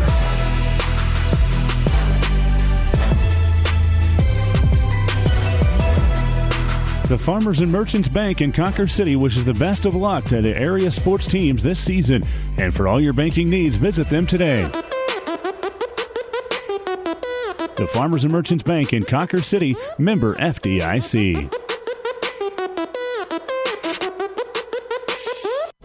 Just like the MPL League coaches place their best players in the right positions for success, so does the Brush Group. With their multifaceted marketing team of Brush Art of Downs, Don Levy Lithograph of Wichita, and Sun Graphics of Parsons. The Brush Group is the official marketing partner of the Kansas City Royals, Kansas University Sports Properties, and Kansas State Sports Properties. They have the staff, experience, and online tools to ensure your marketing spend is being optimized and performing at the highest levels. You're listening to Kansas State High School Playoffs on KD Country 94, KDCountry94.com. First round of 8-man Division II. Hanover leading Lakeside 28-14 after 2 quarters of play. Lakeside trying to warm up. We'll see what they can come up with here the second half. Jackson Hardy, Ian Christine early in this one. I haven't seen them since. Austin Rice left late first half. Don't know if he'll be back. Probably use the halftime break to make a determination there, but it's tough. Tough when you lose your main ball carrier that early in the game. Kind of changed the way Lakeside played a little bit. They put it in the air a little bit more often. 9 pass tips here in half number 1, and that doesn't tell the story. They've been sacked 3 times, so they've called a couple more pass plays than that as well. So, all right, 28-14. Lakeside still right there. They need to probably come up with a special teams play and some type of big defensive play to help out the offense. Offense just 99 total yards in the first half. Of course, when you lose a couple of your weapons, it's tougher to do that explosively. On the ground, 49. 30 of those to Ian Christine before he left on 6 carries, left the game after a 24-yard run. They got Lakeside into Hanover territory, but they were unable to score on that one. Then 16 yards for Caden McCoy. Of course, some of those go against the average there, so that doesn't work out very well for Caden McCoy, but 16 yards rushing for him. Gabe Smith with 10 rushing. Layden Betts got a couple carries early after he replaced Christine, but had to fall on a fumble or a missed pitch there, so he's got -7. 50 yards throwing the football, 3 completions, 3 out of 9 here for McCoy. Hit Austin Rice on the 40, he's got 4 completions. This hit 4 different receivers. Hit Austin Rice with the 43-yard touchdown throw. Hit Bates with a 7-yarder. Gates with a 0-yarder, and the touchdown throw to Jordan Jones for 14. So 4 completions for 64 yards. So that's actually 113 total yards in the first half for the Lakeside Knights. 203 total yards for Hanover in the first half, 157 of those coming through the air. They put it up 23 times, including just about every first down. We have completed 12 of those, so 12 of 23 for those 157 yards. Chase Bruna, 3 catches for 48, and a touchdown. Josh Arbanicki for 3 catches for 60 yards and a touchdown there. Also 3 catches for Tanner Bruna for 21 yards. So some of the first half leaders here for you in this one. Scoring summary, first quarter of play. Hanover scores first. All-Bomber a 12-yard run on a quarterback scramble. 2-point conversion, no good, 6-0. Then late first, Caden McCoy scores it from 2 yards out. That one set up by that Austin Rice 43-yard play. 6-6 after they missed 2-point conversion. Juneman, then on the ensuing kickoff, that's Cameron Juneman, a 52-yard kickoff return, 14-6 after the 2-point conversion there. Zarbanicki, a touchdown catch from 21 yards out in the second quarter. 22-6, the biggest lead for Hanover here tonight. But Caden McCoy would hit Jordan Schoen for a 14-yard touchdown pass. That 2-point conversion good, 22-14. but right before halftime, or a couple minutes before halftime, Cameron Juneman, 28 with a 35-yard touchdown pass of his reception of his own. Stahlbomber's second of the game. So 28-14 is where we stand. We'll put those extra 3 minutes on the clock here, and then we will have second half for you from Hanover. You're listening to Kansas State Football Playoffs on KD Country 94. The better your seed, the better your harvest. The cleaned and treated seed that you buy from Midway Co-op puts more money in your pocket at harvest time. Midway has 2 state-of-the-art cleaning and treatment centers in Lebanon and Portis. We prescribe and treat the wheat and soybean seed that best complement your current soil conditions. Get the proven germination advantage over bin-run seed, your best way forward. Call us today. Midway's your best way forward. Midway Co-op's your best way forward. 346-5451, Osborne. Linton Insurance in downtown Beloit protects what you value most by combining personalized advice with a creative approach to give you what matters most, peace of mind. Sherry and Connie, the go-to gals at Linton Insurance Agency in Beloit, know that a balanced portfolio can provide you the freedom to focus on what's important.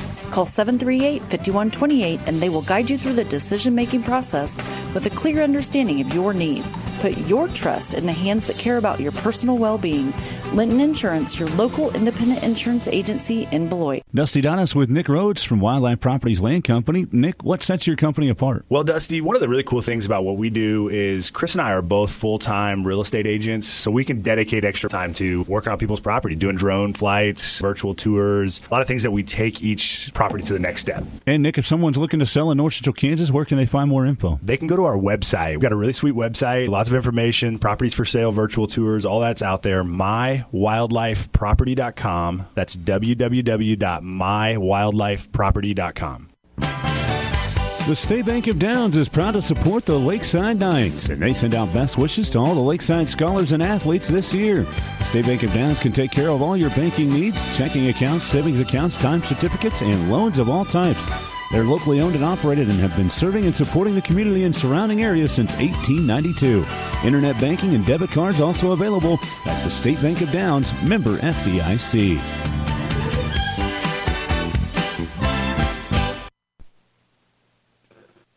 Jason Broadfoot here on KD Country 94. This is the Keeper Brothers Automotive Halftime Show. Keeper Brothers is your home team for fast and friendly auto repair. Find them south of the courthouse in Beloit or on the web at keeperbrothers.com. Thank you to all our sponsors. Can't do this without you guys out there, guys and gals, and business owners and all that.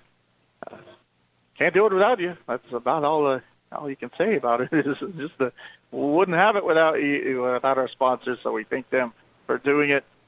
Thank you out there for listening, and see what the Lakeside Knights can come up with there. Do they have enough, extra bench power, extra firepower on that bench to hang in there and see if they can make this a 4-quarter game and see what happens there, make a couple plays, or will Hanover kind of wear them down?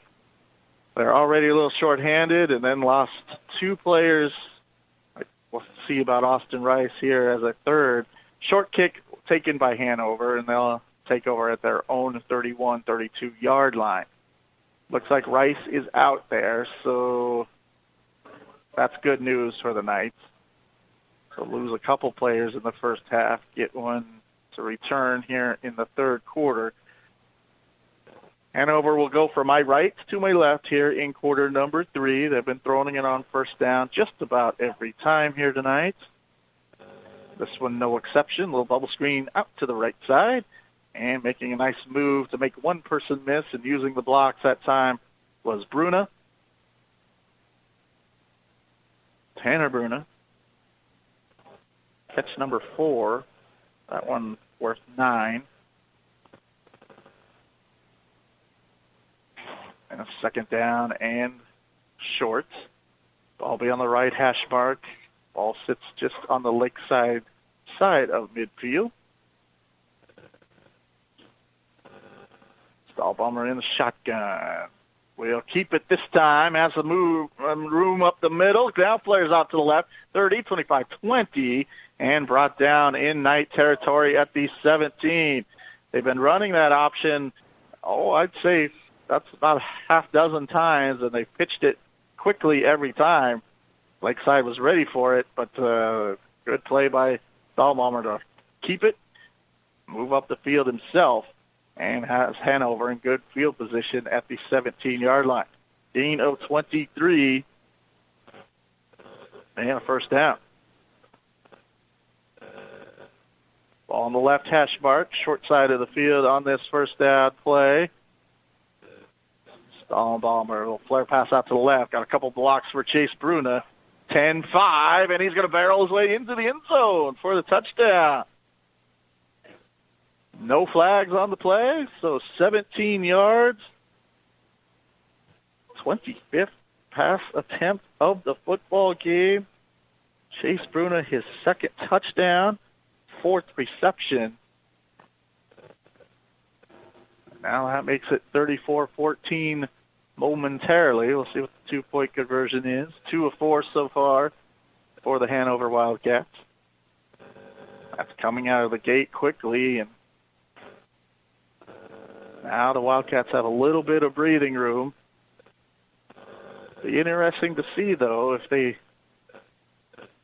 try to keep throwing the football or will they try to chew up some clock here in the second half. But, first things first, two-point conversion. Dahlbaumer lobs it to the back of the end zone. Nothing there. And that'll keep it 34-14. We'll stay here for this one, 34-14. What did the Knights come up with? Probably threw it a little bit more than what they wanted to. I think, 10 is a pretty good target for them of passing attempts in a game, or at least the competitive part of a football game. They hit that in the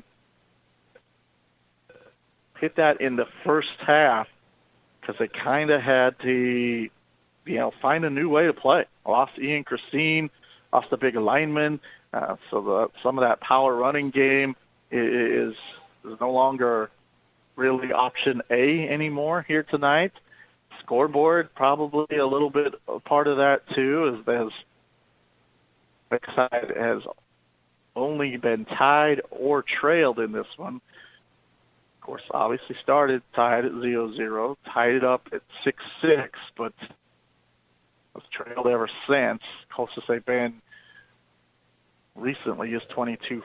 We now sit at 34-14.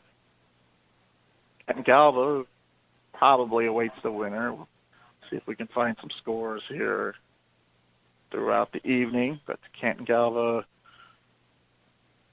plays St. Paul. And that's what this side of the bracket. There's an end-over-end kick, bobbled around, but finally picked up by the Knights. Wildcats have kicked it deep a couple of times, got one touchback and one that set all the way to the 2. But this one, short kick, and the Knights take over at their own 31.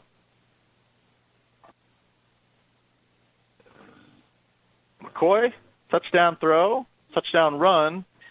He's under center here on first down. Gabe Smith is kind of the second plan. Every first down, we talk about the Wildcats throwing it on first down every time.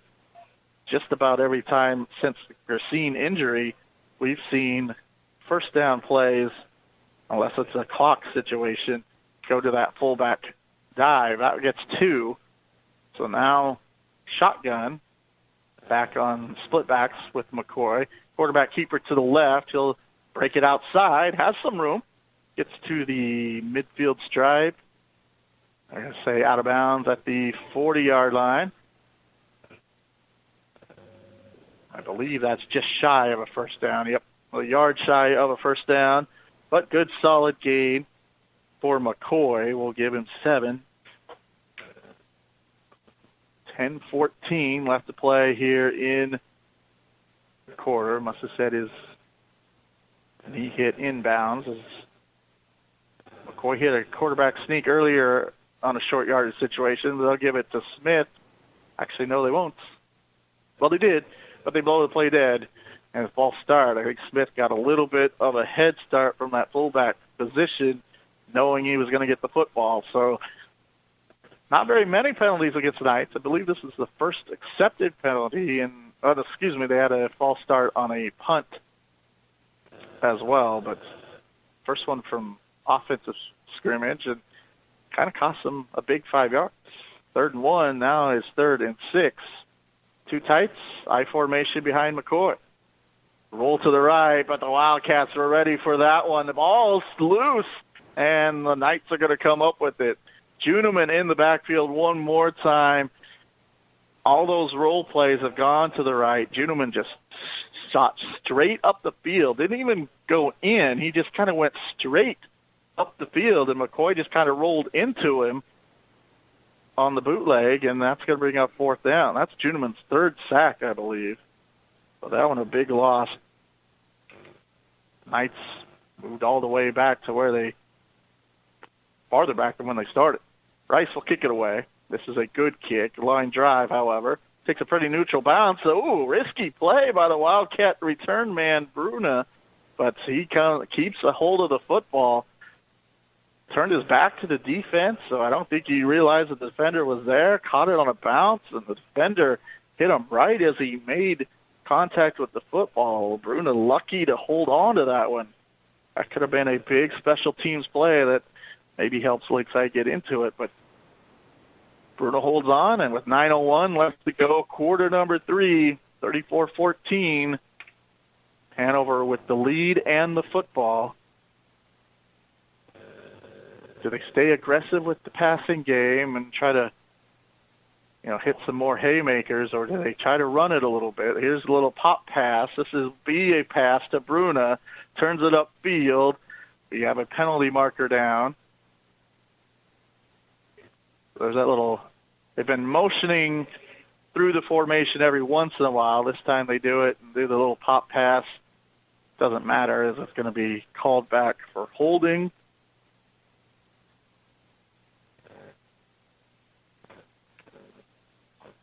Something that the Wildcats could run to get something inbounds, keep the clock running a little bit. But it's called back because of the penalty. 34-14, 1st down. It's a spot foul, so it's a little bit up the field. And, of course, it would have been half the... So now it's, I don't know, we'll call it 1st and 17. 2 receivers to the right, 1 to the left.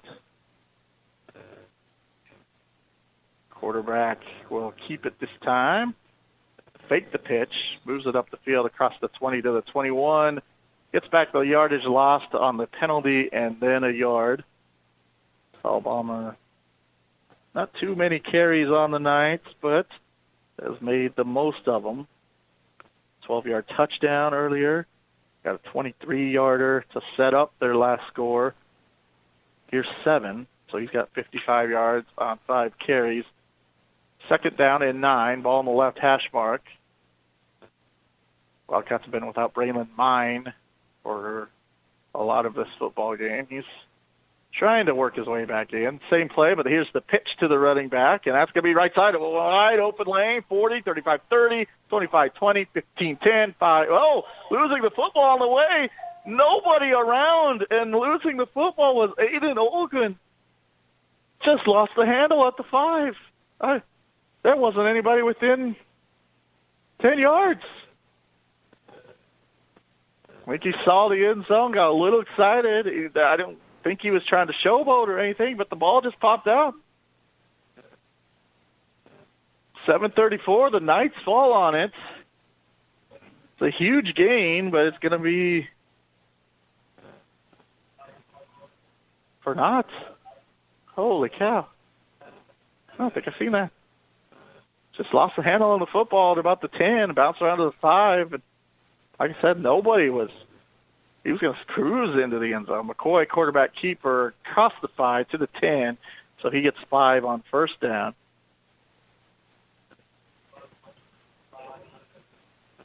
It'll go down as a gain of 54 for Aiden Olguin, the junior, 5'6", 145. Tough break for the Wildcats. Keeps the Knights in it for right now. 7:02 That could have been at least 40-14, but keeps it 34-14. Ball on the left hash mark, 2 tight ends, and a handoff is to Smith. They'll try the right side. He'll get about 4. So here's 3rd and 1. Big 3rd and 1 here for the Knights. If they're going to have any real shot of trying to make a run at it, we've already seen half of this third quarter, or just about half of this third quarter run off. They're going to have to get this first down and then get the offense moving a little bit. I formation behind McCoy under center. They give the fullback left side, and Smith spins, reaches the ball out, knew where he needed to get. Sticks were right on the line, so he gets it across the 15 to the 15.5. That is enough for a Lakeside Knight first down. So they move the chains, start the clock, and we hit the halfway mark of the third quarter. 34-14, Hanover out in front. They had a breakaway touchdown. Like I said, nobody was at 10 yards. The old line just lost the football. McCoy tries the quarterback keeper to the left. Maybe across the line of scrimmage for 1. 22 yards on 15 carries for McCoy. Tough break for McCoy. They've had some negative plays that kind of go against his yardage, but else he'd have a little bit more of a stat line here tonight, but just 22 yards. 2nd down and 9. 3 receivers, trips to the right. Tight end back to the left. McCoy in the shotgun, bubble screen, and that's going to be incomplete. That was close, but it was a little bit forward. They tried to get it to Rice, but it's off his hands, and will bring up 3rd down. 4 of 7 throwing the football here for the Knights. That's the part of the wide receiver screen there that you know, pretty good throw, and I know you want to get started, get your eyes up the field, see what you can get, but you got to catch the football first. Receivers to the left, to the right. McCoy will roll to the right, looks back to the left. That one tipped at the line of scrimmage, tipped again, and intercepted. This is going to be Bruna. This is Tanner Bruna, 10, and he'll return it to the 10. And the first interception of the game goes against the Knights into the hands of the Wildcats. And with 4:57 left to go, third quarter, 34-14, Wildcats set up. Well, not quite first and goal. Nose of the football just outside the 10.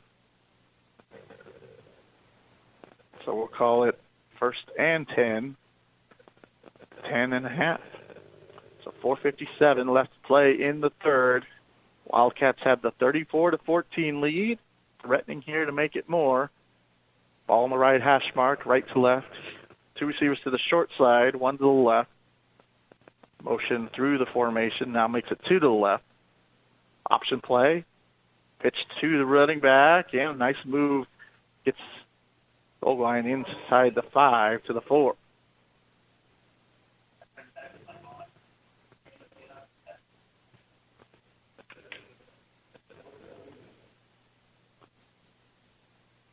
So the Wildcats without Braylon Mine have had to use a couple different players in the backfield.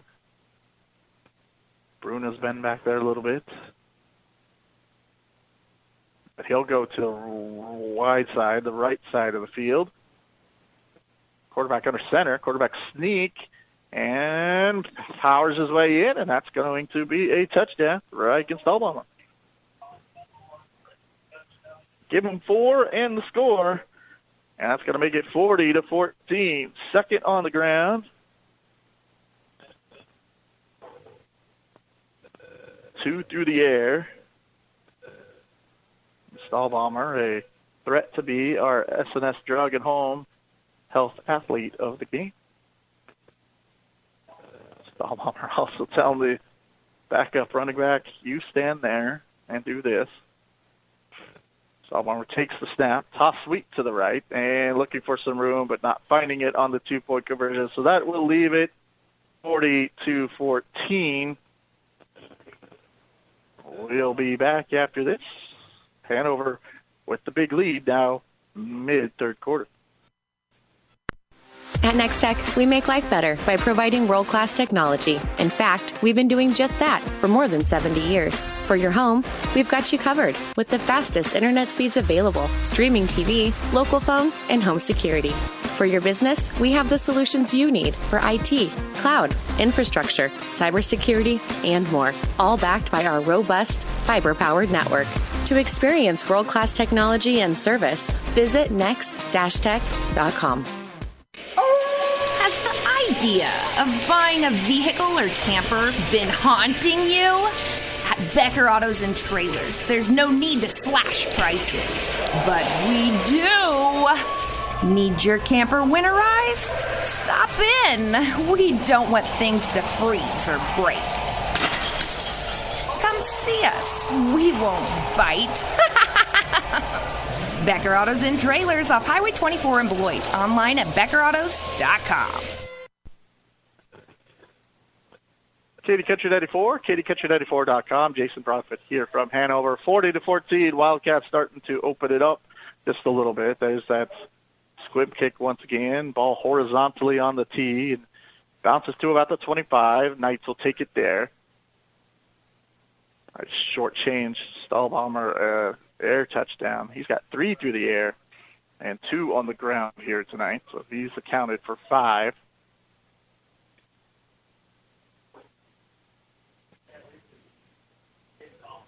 Ball on the left hash mark, far side of the field, left to right here in quarter number 3. Busted play. McCoy's going to get it back to the line of scrimmage. Did the best he could on that one. I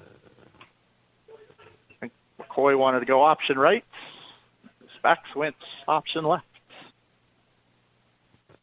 McCoy did fight his way to the line of scrimmage, so it'll be 2nd down and 10. It's all in between the hash marks. 3:40 left to go in third quarter. Lakeside Knights come in with a record of 5-3. McCoy has time to throw, and that was dangerous. Just 2 defenders in the backfield there, or where that pass was going to be. So almost intercepted, but falls incomplete. 3rd and 10 upcoming. Like I said, Lakeside came in with a record of 5-3. Hanover 4-4. Both these teams a 2-game winning streak as they were heading into the playoffs. You know, for the most part, I think both teams felt good at where they were. The Knights had fought some injuries, but we'll talk about it after this play. McCoy back to throw and just runs out of time. Is going to get spun down. It is going to be a gain of about 1 after fighting forward for a yard, but Juneman again gets a hold of him. And Juneman's come off the edge 2 or 3 times to get a hold of McCoy. Lakeside fought some injuries, but kind of had the same lineup, same positions, everybody in the same place for a handful of weeks, and felt good about where they're at. But first quarter, they lost their main back, Ian Christine, lost a big lineman later on, and just haven't been able to keep up with Hanover. Low line drive kick taken by Bruna, and he'll get a good return to the left, across midfield to the 33. They've scored once on special teams, but they've been really good all night getting these returns, that one of 22. So they've given themselves good field position. They haven't had to go the length of the field very often. The game's been played on one half of the field pretty much 2/3 of the game. That made any sense at all. 2 receivers to the left, 1 to the right. Option play to the right, and then we're splitting 2 defenders and getting a gain of 6 with Oldwin. I think the Wildcats have a little more concerted effort to try to keep the ball on the ground a little bit, running it a little bit more. Quarterback and see too many different types of running plays from the Wildcats. Pretty much been option left, option right. They do have the quarterback scramble in there and the quarterback sneak, but some of those quarterback scrambles haven't been called. Those are designed to be pass plays, and there's the option play. Quarterback's going to keep it, and he's going to go all the way in. Stahlbomber number 4, excuse me, number 3 on the ground, 6 overall. He had 3 in the air. Just a big seam up the left side. Wildcats did a good job by formation of spreading it. You have one player to take the pitch man. If you get one block, you got one player to take the wide receiver on the side, one player to take the pitch man, and then if you get one block, it doesn't leave very many players left to defend that big middle part of the field. 2-point conversion upcoming, and Stahlbomber, this one a designed quarterback draw, and that one in for the 2 point. So 48-14, 2:01 left to play in quarter number 3. We'll be back with more after this. Whether it be collections, agriculture and business planning, litigation, criminal law, estate planning and trust, probate, or real estate, let the law office of Scott D. Wright, LLC and Mitchell County Abstract and Title assist you. They offer title and escrow services, including 1031 exchanges, real estate closings, and contract and deed preparation for North Central Kansas. The law office of Scott D. Wright, LLC is a general practice firm at 108 East Main Street in Beloit. Call 738-2363 or visit online scottwrightlaw.com. The choice of a lawyer is an important decision and should not be based solely upon advertising. Have you been saving your pocket change? You might be surprised at just how much has accumulated. Farmway Credit Union now has a fast solution to turn your coins to cash. Bring that container of coins to our Beloit location. Credit union members can use the coin machine for no cost. A minimal fee applies if you're not a member. But maybe now's the time to consider becoming a member. Farmway Credit Union, cultivating the financial well-being of our members by providing resources to achieve financial freedom.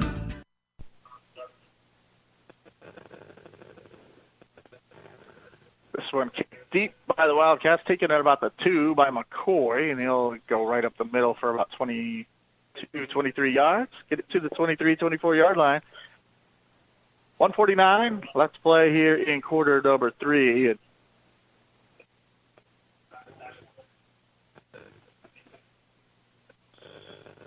Wildcat defense has held Lakeside score the second half. Just really 2 big plays against this defense. Neither one scored it, but they set up scores. First down give to the fullback. That's been kind of the procedure here for the Knights after they lost Ian Christine to an injury in the first half. Some of the teams you thought would roll here in round 1, some of these are Division I scores, but Hill City up big. They're done. They've defeated Washington County. Toss sweep to the left, and that's going to be Bates, but nowhere to go. The outside running game for Lakeside just hasn't been there.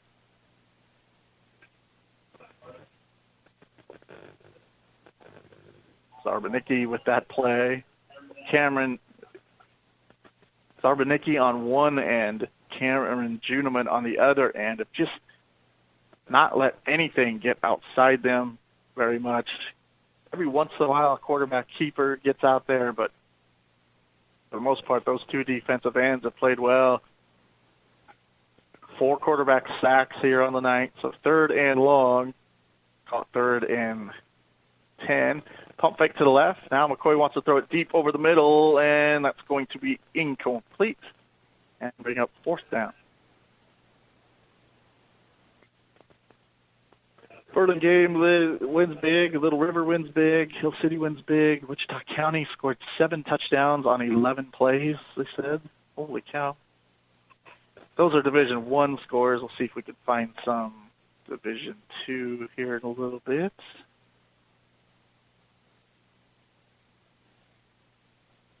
Not a whole lot in. The punt is away.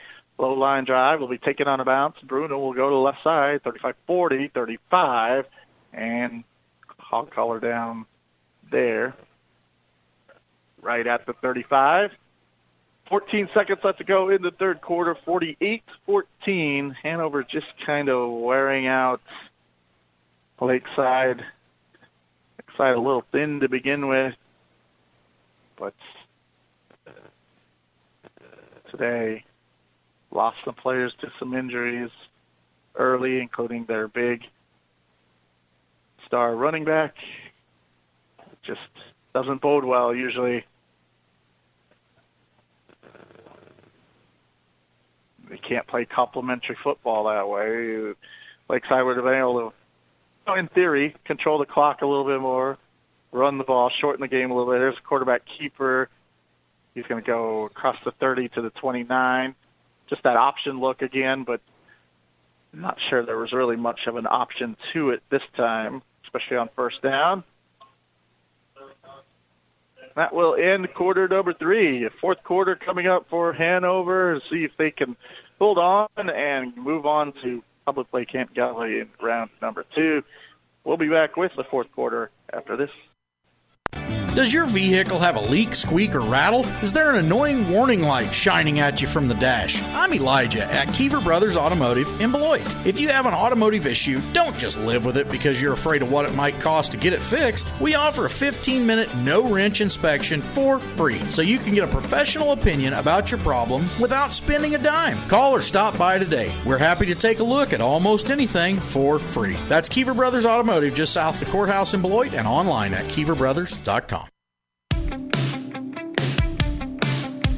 Call Cunningham Telephone and Cable today and switch to TV Now and get your first month free. Never miss your favorite shows. Have the luxury of watching what you want, when you want, on your TV, mobile device, or tablet. Find out what customers love about TV Now. Call your local Cunningham Telephone and Cable office in Beloit, Belleville, Concordia, or Glen Elder for details. CunninghamTelephoneandCable.com.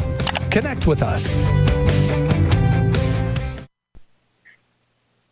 KD Country 94, KDCountry94.com. We start the fourth quarter here in round 1 of the Kansas State playoffs. 8-man Division II. Hanover in control, 48-14. They have the football in Lakeside territory at the 29-yard line. Spellbomber will take the snap. Option to the left. He'll turn it up field, spins out of one tackle, and gets stood up at the sticks. Should be, I think, enough for a first down as he crossed the 25 to the 23. Bomber closing in on 100 yards. Runs a 26, 12, 23 to help him get there. 3 touchdowns on the ground, 3 through the air. Both these teams kind of without their number 1 backs right now, but Braylon Mines started it, couldn't finish it. Same play, but a pitch to the right. And the running back's going to find some free ground on the right side, and that's going to be a touchdown for Aiden Olguin. 24 yards for him. He's going to close in on 100 yards, and he didn't start carrying the football until about the mid-third quarter. Of course, he had a 54-yard run, which should have scored, but just dropped the football with no one around him at about the 10. 54-14, 11-18 left to play in quarter number 4.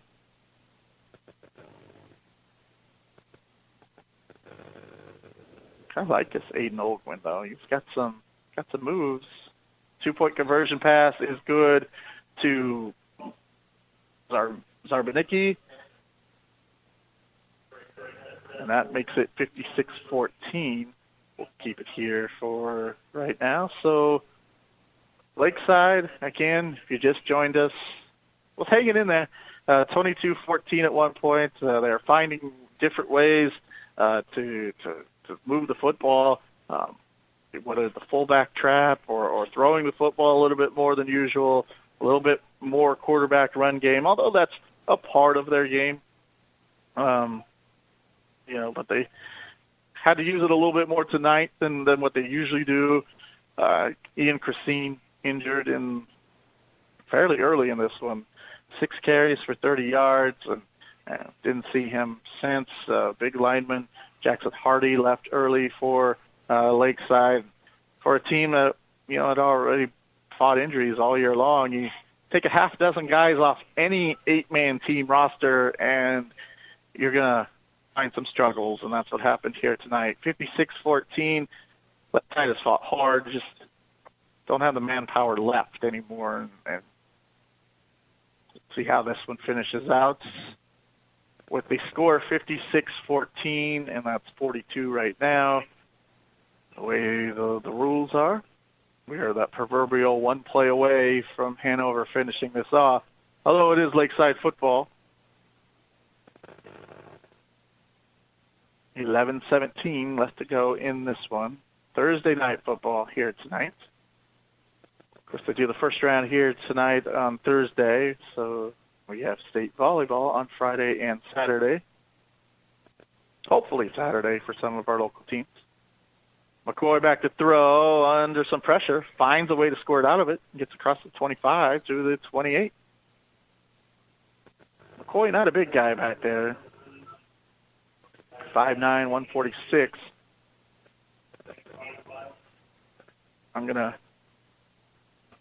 throw the proverbial flag on the 5'9" part, but, that's a basketball roster move to stretch it out a couple inches, but that's all right. Second down and about 5 to go. McCoy fumbles a snap, tries to get the screen out, does get it to Jordan Schoen. He's got some room across the right side, pass it to the left, and timing was thrown off not only for the offense, but they were able to adjust, but threw it off for the defense. Nobody contained the backside, and Schoen was able to move it across midfield to the 33-yard line. We'll give him 15 on that one, his second catch of the game. 10-28, ball on the far hash mark on first down, right to left for Lakeside in the fourth quarter. Tough sweep to the left. This is Bates. And can he get the corner turn? Nope, he's going to get run down. Gets across the line of scrimmage, however. Did split the two defenders and fall forward.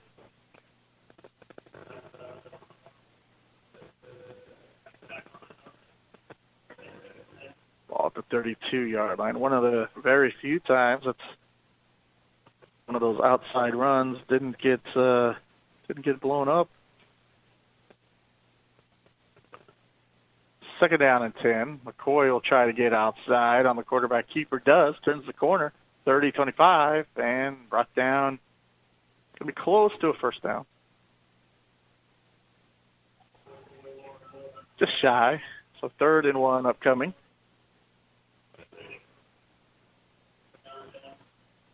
So Lakeside Knights finding something on this drive. Ball at the 24-yard line. Going to be 3rd and 1. Clock running at 9:25. 2 interior linemen, 2 standing ends for the Wildcats.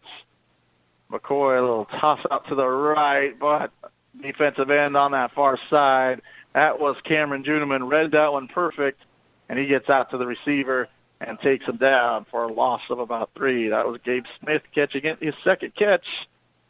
Both similar plays, but total of -3 yards for him.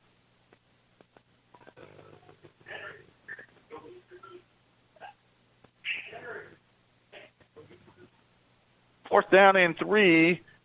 McCoy will roll to his right. Under pressure, throws it to his right, and that's caught at about the 6. That should be, yes, it is. Caught it, although so put it at the 5. Looks like Jordan Schoen making the play. Gain of 19 and a first down.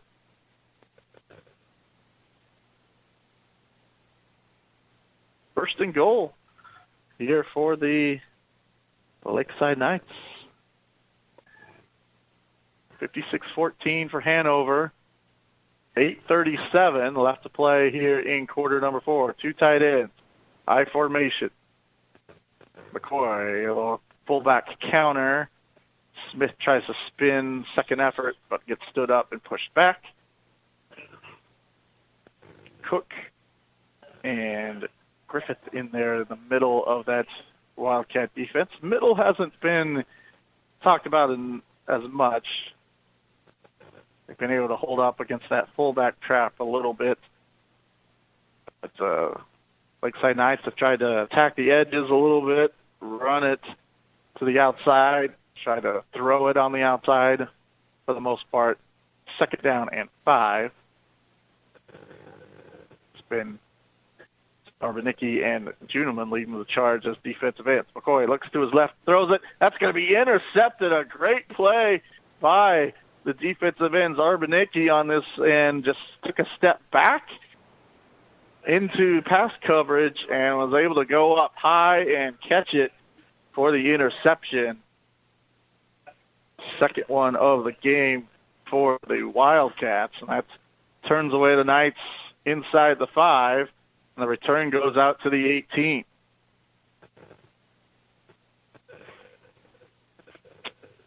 So those ends have been pressuring McCoy all night long. They dropped back, or at least on this side, the defensive end did. You don't expect them to be there, and McCoy tried to throw that one out in the flat. Arbanicki was there to intercept it. And with 7:42, Wildcats will try to ice this one. Little pitch to the left. Old line. It's going to get over 100 yards unofficially with a gain of 11. First carry of the game went for 54 and what should have been a touchdown, but dropped the ball on the way to the end zone. He would get a touchdown later, though, so all's good.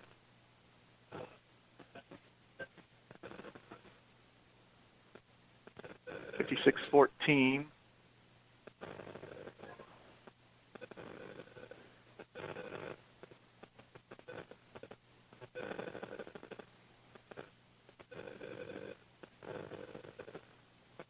Quarterback will roll to his right, throw it all alone is the receiver, but the receiver just couldn't quite get out of third gear there, and all goes incomplete.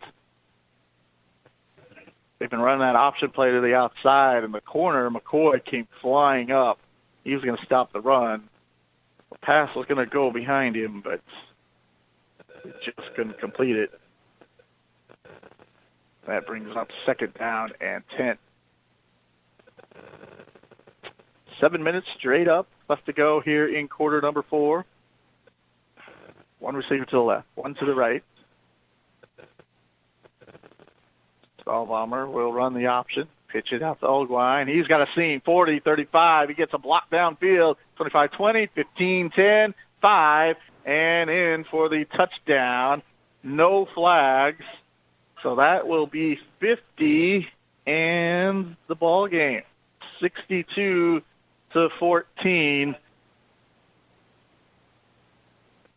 Hanover moves on to 5-4. And they'll probably take on KNDY. We'll try to find a score for that one. But,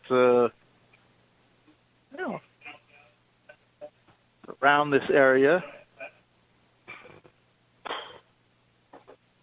a little bit of an upset here, maybe not. Teams out there are pretty good. Some of them are pretty good, and Quinter was in a tough district, but Quinter 28, Clifton Clyde 22. That is a Division I score. I don't know, probably consider that an upset, but not a huge one. But 28-22 there for Quinter. 62-14, the final score here. We'll take a break, wrap things up, and we'll have our Becker Autos and Trailers and Camper Supercenter post-game show. We'll have our H&R block of the game. We'll have our connection of the game, athlete of the game, all that and more coming up on the Becker Autos and Trailers and Camper Supercenter post-game show. AGCO in Beloit and Cawker City is growing. Come join our winning team and build top-of-the-line products including Fendt and Massey Ferguson planters and sunflower tillage and drills. Multiple full-time positions available for first shift, including fabrication, weld, assembly, and material handling. No weekends required. AGCO offers a $2,500 sign-on bonus for welders and a $1,000 sign-on bonus for all other employees. We provide excellent wages, paid time off, 401k with company match, and more. New hires qualify for pay advances during the first 30, 60, 90 days. Looking for a new start with a great company? Apply at careers.agcocorp.com. The KNDY State Bank and Trust Company understands in today's rapidly changing environment with inputs above normal, your machinery and equipment still need to be updated. We can help you remove some uncertainty by locking in attractive fixed rates. Please contact us as we have a special rate offering on new and used purchases of machinery and equipment for your financing option. Serving your needs for 100 years and more to come. The KNDY State Bank and Trust Company, member FDIC. Approval and underwriting will apply. Agmark LLC knows that fall harvest is a crazy time for producers. Make your fall harvest a little easier with the Agmark app, available in the App Store or Google Play. With the Agmark app, you can view your grain contracts, open store balances, and it gives you instant access to your tickets at harvest time. You can also view grain bids for any Agmark location. Visit agmarkllc.com for an overview of the Agmark app or download it today. Agmark, your recognized leader in grain marketing solutions, 1-888-848-9979. We're gonna make it really easy. We're gonna make it. Beloit Auto and Truck Plaza wants you. We are currently accepting applications for a sales consultant, service advisor, and detail person. At Beloit Auto and Truck Plaza, we offer great benefits like paid vacation, sick leave, 401 matching, health insurance, and Aflac. Not to mention great atmosphere for you to grow and accomplish your goals. Stop by Beloit Auto and Truck Plaza and grab your application today, or check us out online at BeloitAutoTruck.com. Miller Welding on Highway 24, just west of Downs, can help with your aluminum, steel, and stainless welding projects, and they can help with some repairs on site. They also make hydraulic hoses and carry bumper-to-bumper auto parts and offer Sherlock tarp installation and parts as well. Stop by and see them on the west side of Downs on Highway 24 today. Miller Welding is a proud supporter and wishes the best of luck to the Lakeside Knights this season.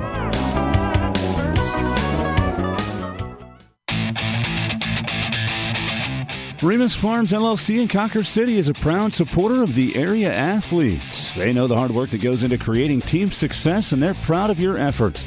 Remus Farms Chemical and Fertilizer, your wholesale fertilizer supplier in Kansas, and Remus Farms Trucking. Remus Farms LLC in Cawker City, wishing good luck to all the area athletes this season.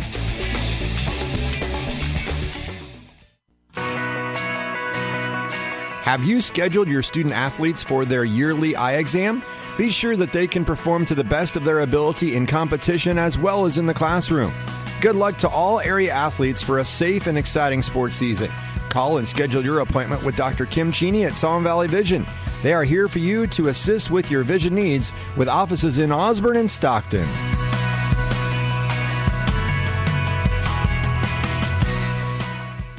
Remus Plumbing, Heating, and Air in Downs is a proud supporter of the Lakeside Knights. As a Lennox Industries dealer, Remus Plumbing is dedicated to providing the most innovative and highest quality HVAC products on the market. They offer plumbing, sewer repair, maintenance services, and much more for homeowners and business owners. That's Remus Plumbing, Heating, and Air in Downs. Jason Prophet here on KD Country 94, KDCountry94.com. Final score is 62-14. Welcome to the postgame show presented by Becker Autos and Trailers and Camper Super Center on Highway 24 in Beloit. Visit them today for the latest in campers, trailers, and used vehicles. Hanover, like we said, 62-14 win in the first round of the 8-man Division II playoffs. Camp Galva probably awaits the winner. I forgot that game is on Friday.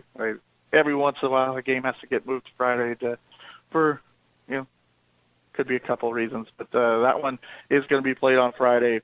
We'll probably assume Camp Galva gets in there, but that's probably going to be Hanover's opponent in the next round. Lakeside will finish their season at 5-4.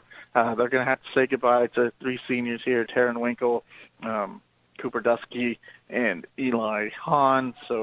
But they have some pieces coming back, and boy, for a team that's first part and to the midpoint of the season kind of had to piece things together for some injuries. Some of them some long-term injuries that they would not get back.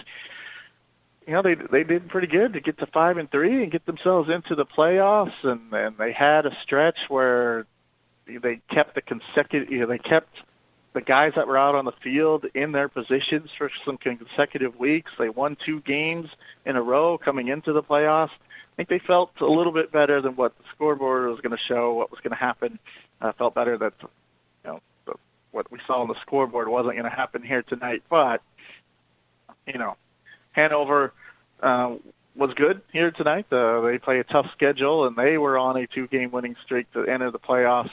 And then for Lakeside, kind of right in that line anyway, towing that line, and then you lose Ian Christine, your main running back, and also probably your leading receiver as well, your touchdown maker.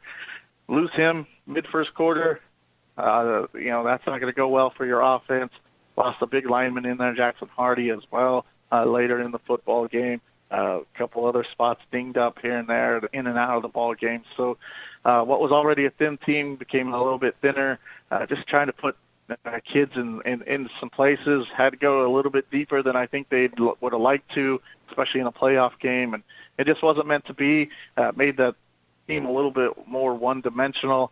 They made some plays in the passing game, but we kind of talked with Hanover. Hanover threw a lot on first down here tonight, and it's just so much easier to throw the football when you want to as opposed to when you have to at this division or this level of football.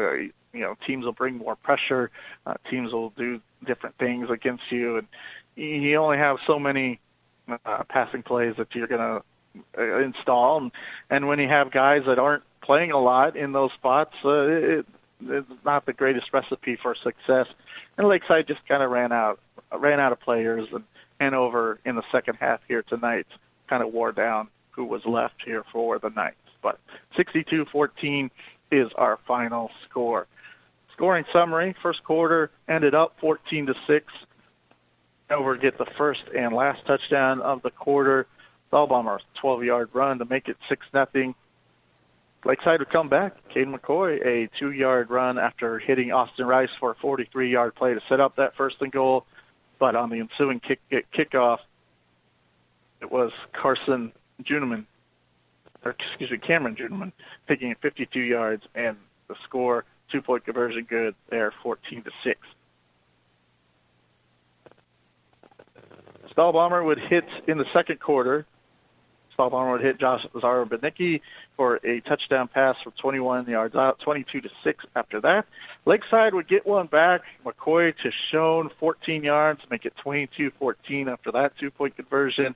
That was as close as Lakeside would get. One more touchdown before the half here for Hanover, 28-14. Juneman is second of the game, first offensive touchdown, a 35-yard touchdown pass. Our halftime score would be 28-14. You kind of thought, well, maybe if Lakeside could get something going right out of the third quarter, if they could get a stop, then they could get a score or a special teams play or something. But it wasn't meant to be. Stahlbaumer hit Bruna on a 17-yard touchdown pass. That was a little bubble screen, 34-14. Kind of took the wind out of the sails of Lakeside, and then Hanover kind of wore out whatever Lakeside had left. 2 more touchdowns in the third quarter. Stahlbaumer 4-yard touchdown run and a 26-yard touchdown run to make it 48-14. A couple of late touchdowns by Aiden Ogwin late in that one. He busted some big runs when the defense was pretty much all worn out. The game was already pretty much decided. So final score 62-14. Some final stats here. 353-173. I have it as total offense. Pretty balanced attack here for Hanover. 170 on the ground, 183 through the air. That was 14 completions out of 26 attempts. Chase Bruna, 4 catches for 65 yards and 2 scores. Tanner and Bruna, 4 catches for 30 yards. Also, you had, Josh Zarabanicki with 3 catches for 60 yards and a touchdown. Stahlbomber, 3 touchdowns on the ground, 95 yards rushing. Braylon Mine started the game as a running back. He would have finished with 25 yards. Aiden Olguin came in, would get 3 long runs and 2 touchdowns. Could have been 3, but dropped the football on the way to his first one, but would get those 2 touchdowns and 151 yards to lead all rushers. Just 6 carries all in the second half. So 62-14, 353 total yards for Hanover. 173 for Lakeside, their leading rusher here tonight. Caden McCoy, 33 yards on 20 carries unofficially. McCoy would throw for 95 yards and a score. 3 catches for 43 yards and a touchdown for Jordan Schoen. Austin Rice would catch a 43-yarder that set up a score, and Gabe Smith would catch 2 short passes as well here tonight. So those are some of our stats. We'll take one more quick break, and then we'll finish things out here on the Becker Autos and Trailers and Camper Supercenter post-game show. This message brought to you by the Farmers and Merchants Bank in Cawker City, Kansas.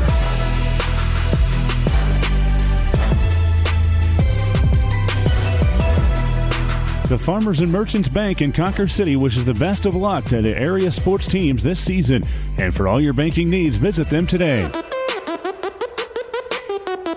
The Farmers and Merchants Bank in Cawker City, member FDIC.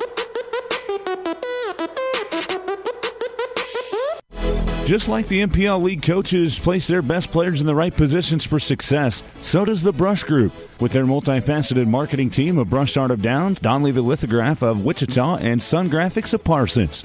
The Brush Group is the official marketing partner of the Kansas City Royals, Kansas University Sports Properties, and Kansas State Sports Properties.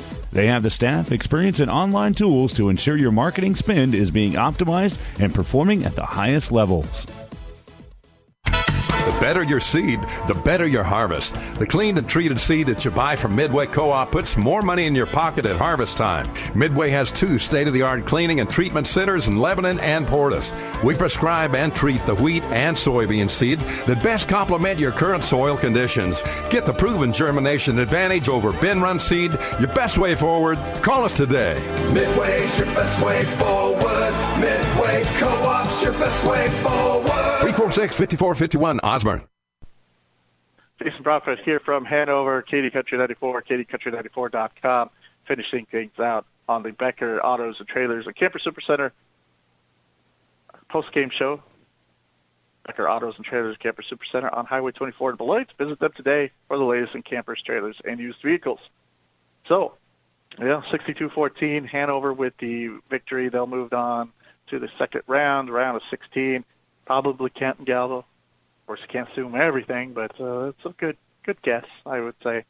Anyway, our H&R block of the game, Jordan Schoen is going to get that from Lakeside. It's set up Lakeside's second touchdown, but one of the times that Hanover did kick it, they didn't kick it all the way. They kind of either squibbed it or kicked it deep. This one, the squib kick kind of went mid-range. McCoy picked it up, angled to his left, but then reversed his field, went back to the right. It was Jordan Schoen that got a good block, got McCoy past midfield and into Hanover territory, and from there it was going to be a McCoy touchdown pass to Schoen a little bit later.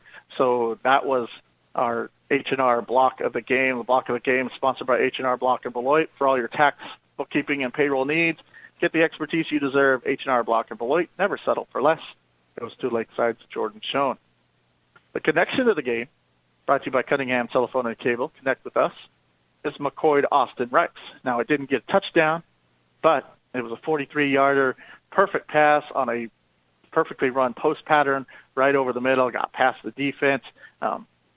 Defense would catch up to Rice and tackle him at the 2, but it set up the first touchdown of the game for Lakeside, and that is Caden McCoy to Austin Rice, our connection of the game, brought to you by Cunningham Telephone and Cable. Connect with us.